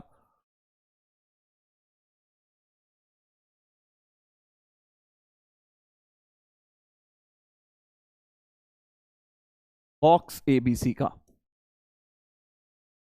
Geometrical interpretation, volume of parallelepiped whose 3 coterminous edges, यानी कि सेम वर्टेक्स से निकलने वाली 3 साइड। अब वो जरूरी नहीं है ये तीनों सेम वर्टेक्स से 3 होनी चाहिए, तुम ये 3 ले लो, एक ही बात है वो, कोई फर्क नहीं पड़ेगा, क्योंकि वेक्टर्स को बेटा हम पैरेलली शिफ्ट भी कर सकते हैं, ये वाला वेक्टर और ये वेक्टर सेम है, ये वेक्टर सेम है, so you can take any three vectors and obviously modulus भी लगा लेना चाहिए, क्योंकि यार बॉक्स एबीसी कहीं नेगेटिव ना आ जाए। तुम्हें पता है बॉक्स है क्या, अल्टीमेटली है तो एक डिटर्मिनेंट ही ना, और डिटर्मिनेंट अगर नेगेटिव आ गया दिक्कत हो जाएगी। तो वॉल्यूम के लिए एक मॉड भी हमने यहां लगा लिया है बॉक्स एबीसी में, तो volume is mod of box ABC. अब एक बहुत मजेदार बात, अगर मान लो कभी वॉल्यूम जीरो आ जाती है, अगर वॉल्यूम जीरो आ जाती है, so if box ABC is zero, box ABC is zero, तब क्या होता है सर, तब क्या होता है तुम ही बताओ। अगर वॉल्यूम जीरो हो गई यानी ये 3D फिगर ही नहीं बनेगी, ये पैरेललोपिपेड ऐसा पिचक गया, आप ये समझिए, या आपने इस डब्बे को बिल्कुल पिचका दिया, इसकी वॉल्यूम ही जीरो है, यानी कि ये जो तीन वेक्टर हैं एबीसी ये सेम प्लेन में आ जाएंगे, कोप्लेनर हो जाएंगे, क्योंकि 3D फिगर ही नहीं बन रही। बॉक्स एबीसी जीरो का मतलब, इसका मतलब एबीसी आर कोप्लेनर, और ये बात मैंने आपको फर्स्ट लेक्चर में भी बताई थी कि कोप्लेनर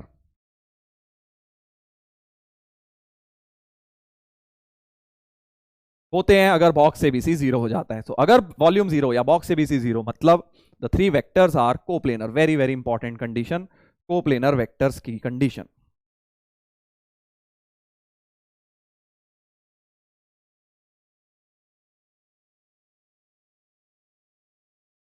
चलिए तो इस पे एक क्वेश्चन करा के आज का एक या दो छोटे छोटे प्रॉब्लम ले लेते हैं और हम लेक्चर को कंक्लूड करेंगे। बाकी और भी प्रॉपर्टीज हैं अभी इसकी, एसटीपी का खत्म नहीं हुआ है अभी हमारा, और भी थ्योरी में पार्ट है, बट मैं सारा कुछ एक साथ नहीं बताना चाह रहा, नहीं तो कंफ्यूजन हो जाएगा, राइट। तो हम इसमें छोटे छोटे सवाल एक दो करके इसको कंक्लूड कर देते हैं। First problem is this,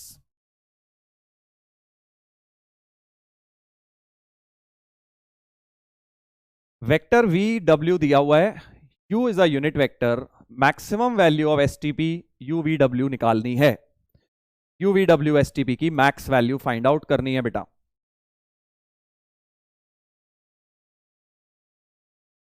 try करो एक बार।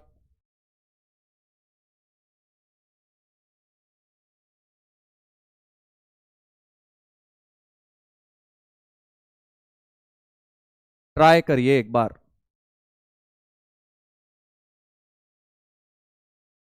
देखो बॉक्स प्रोडक्ट के लिए अब मैं क्या कह रहा हूं, देखो एक मुझे एक बात पता है, u तो मुझे पता नहीं, अननोन वेक्टर है, बट v और w तो पता है ना, तो बॉक्स u v w को मैं ऐसे लिख लेता हूं, u डॉट, पहले डॉट लिखता हूं v क्रॉस w, क्योंकि मुझे पता है यार v क्रॉस w तो बहुत इजीली निकल जाएगा, because v and w are fixed vectors, ठीक है, ठीक है। और अब इसको खोल देता हूं डॉट प्रोडक्ट को, तो mod u mod v cross w into cos theta, theta क्या है, angle between the unit vector u and v cross w।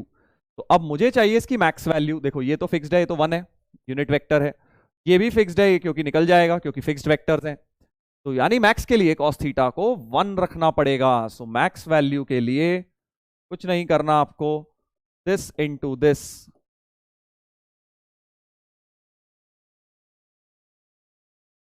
Into 1 कर देना है। तो v क्रॉस w यहां से निकालता हूं जल्दी से उसका मैग्नीट्यूड, बस वही अपना आंसर हो गया।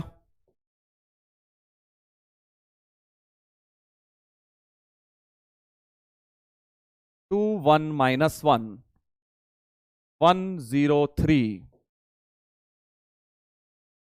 राइट, 2 1 माइनस 1 103, क्रॉस प्रोडक्ट निकालते हैं, i cap into 3 minus J cap into 6 plus 1 plus के कैप इंटू 0 माइनस 1, तो 3 i cap minus 7 j cap minus k cap, ऐसा कुछ हो गया v क्रॉस w की वैल्यू। बट इसका बेटा हमें चाहिए मैग्नीट्यूड, मॉड लिखा हुआ है ना यहाँ पे, तो मॉड v क्रॉस w हो जाएगा root of 9 plus 49 plus 1 root 59। तो बस मैक्स वैल्यू के लिए ये वन और ये रूट 59 ही मैक्स वैल्यू हो जाएगी। तो ऑप्शन सी हो गया इसका आंसर। पीवाईक्यू है ये भाई, पास्ट ईयर में आ चुका है क्वेश्चन, ऐसे हमें क्वेश्चन को अटेम्प्ट करना है।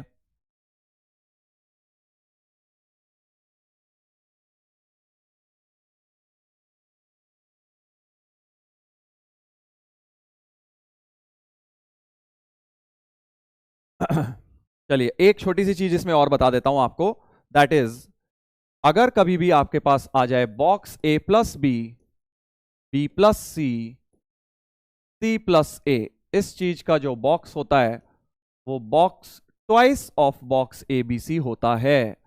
मतलब इसे याद भी रख लो तो बेटर रहेगा, प्रूव तो करेंगे ही करेंगे। You can write it as a property also that box of a plus b, b plus c, c plus a is 2 times box A B c. कैसे प्रूव होगा? अब देखो ऐसे जो भी क्वेश्चंस आए, इसका वैसे मैं अभी आपको एक फॉर्मूला भी बताऊंगा, नेक्स्ट लेक्चर में बताऊंगा, अभी नहीं बता रहा क्योंकि वो प्रॉपर्टीज नेक्स्ट लेक्चर में वहां तक पहुंचेंगे। बट अभी के लिए उसका फंडामेंटल आपको क्या करना है ये भी पता होना चाहिए।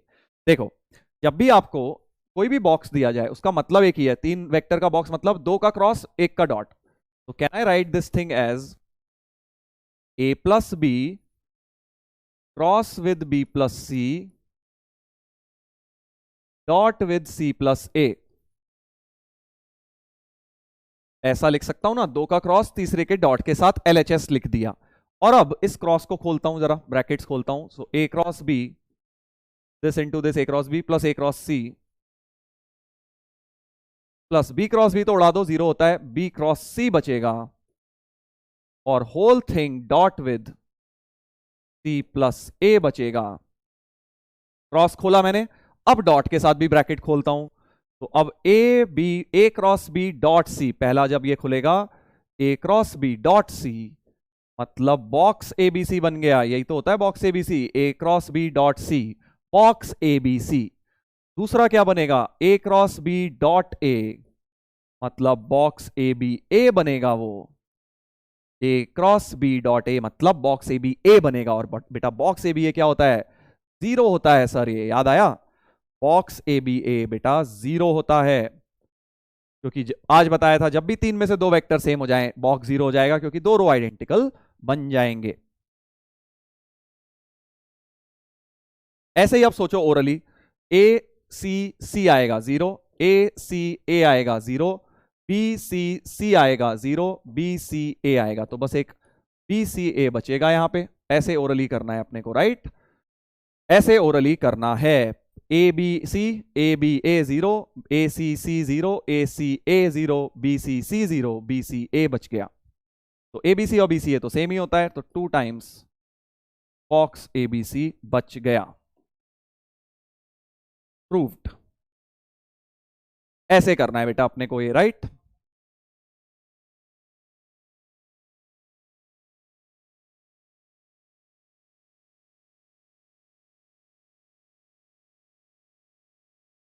अब इसमें थोड़ी सी प्रॉपर्टी बच गई है, वो मैं आज नहीं कवर कर रहा हूं, क्योंकि बेटा उसमें क्या है, सिर्फ प्रॉपर्टी बता दूंगा, प्रॉब्लम्स नहीं करेंगे तो फिर आपको वो समझ नहीं आएंगी उतनी अच्छी तरह, राइट? तो आज के लिए इतना बहुत है। जो 2-3 प्रॉपर्टीज बची हैं उसके ऊपर मुझे क्वेश्चंस भी कराने हैं, तो वो साथ में ही करेंगे हम कल के लेक्चर में। अगर सब कुछ आज करा दूंगा तो आधे घंटे एक्सटेंड हो जाएगा। आई डोंट वांट, क्योंकि आप लोग अभी रिवीजन वगैरह भी कर रहे हैं, तो इतना ज्यादा लेक्चर स्ट्रेच नहीं करूंगा मैं, राइट? तो कोई जल्दी नहीं है अपने पास, हम कल कर लेंगे उसको। We have enough time, syllabus हमारा ठीक चल ही रहा है।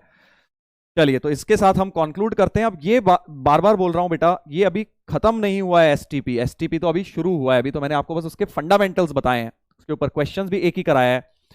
कैसे यूज होंगे प्रॉपर्टीज और नई प्रॉपर्टीज और क्वेश्चंस हम सब देखेंगे अगले लेक्चर में।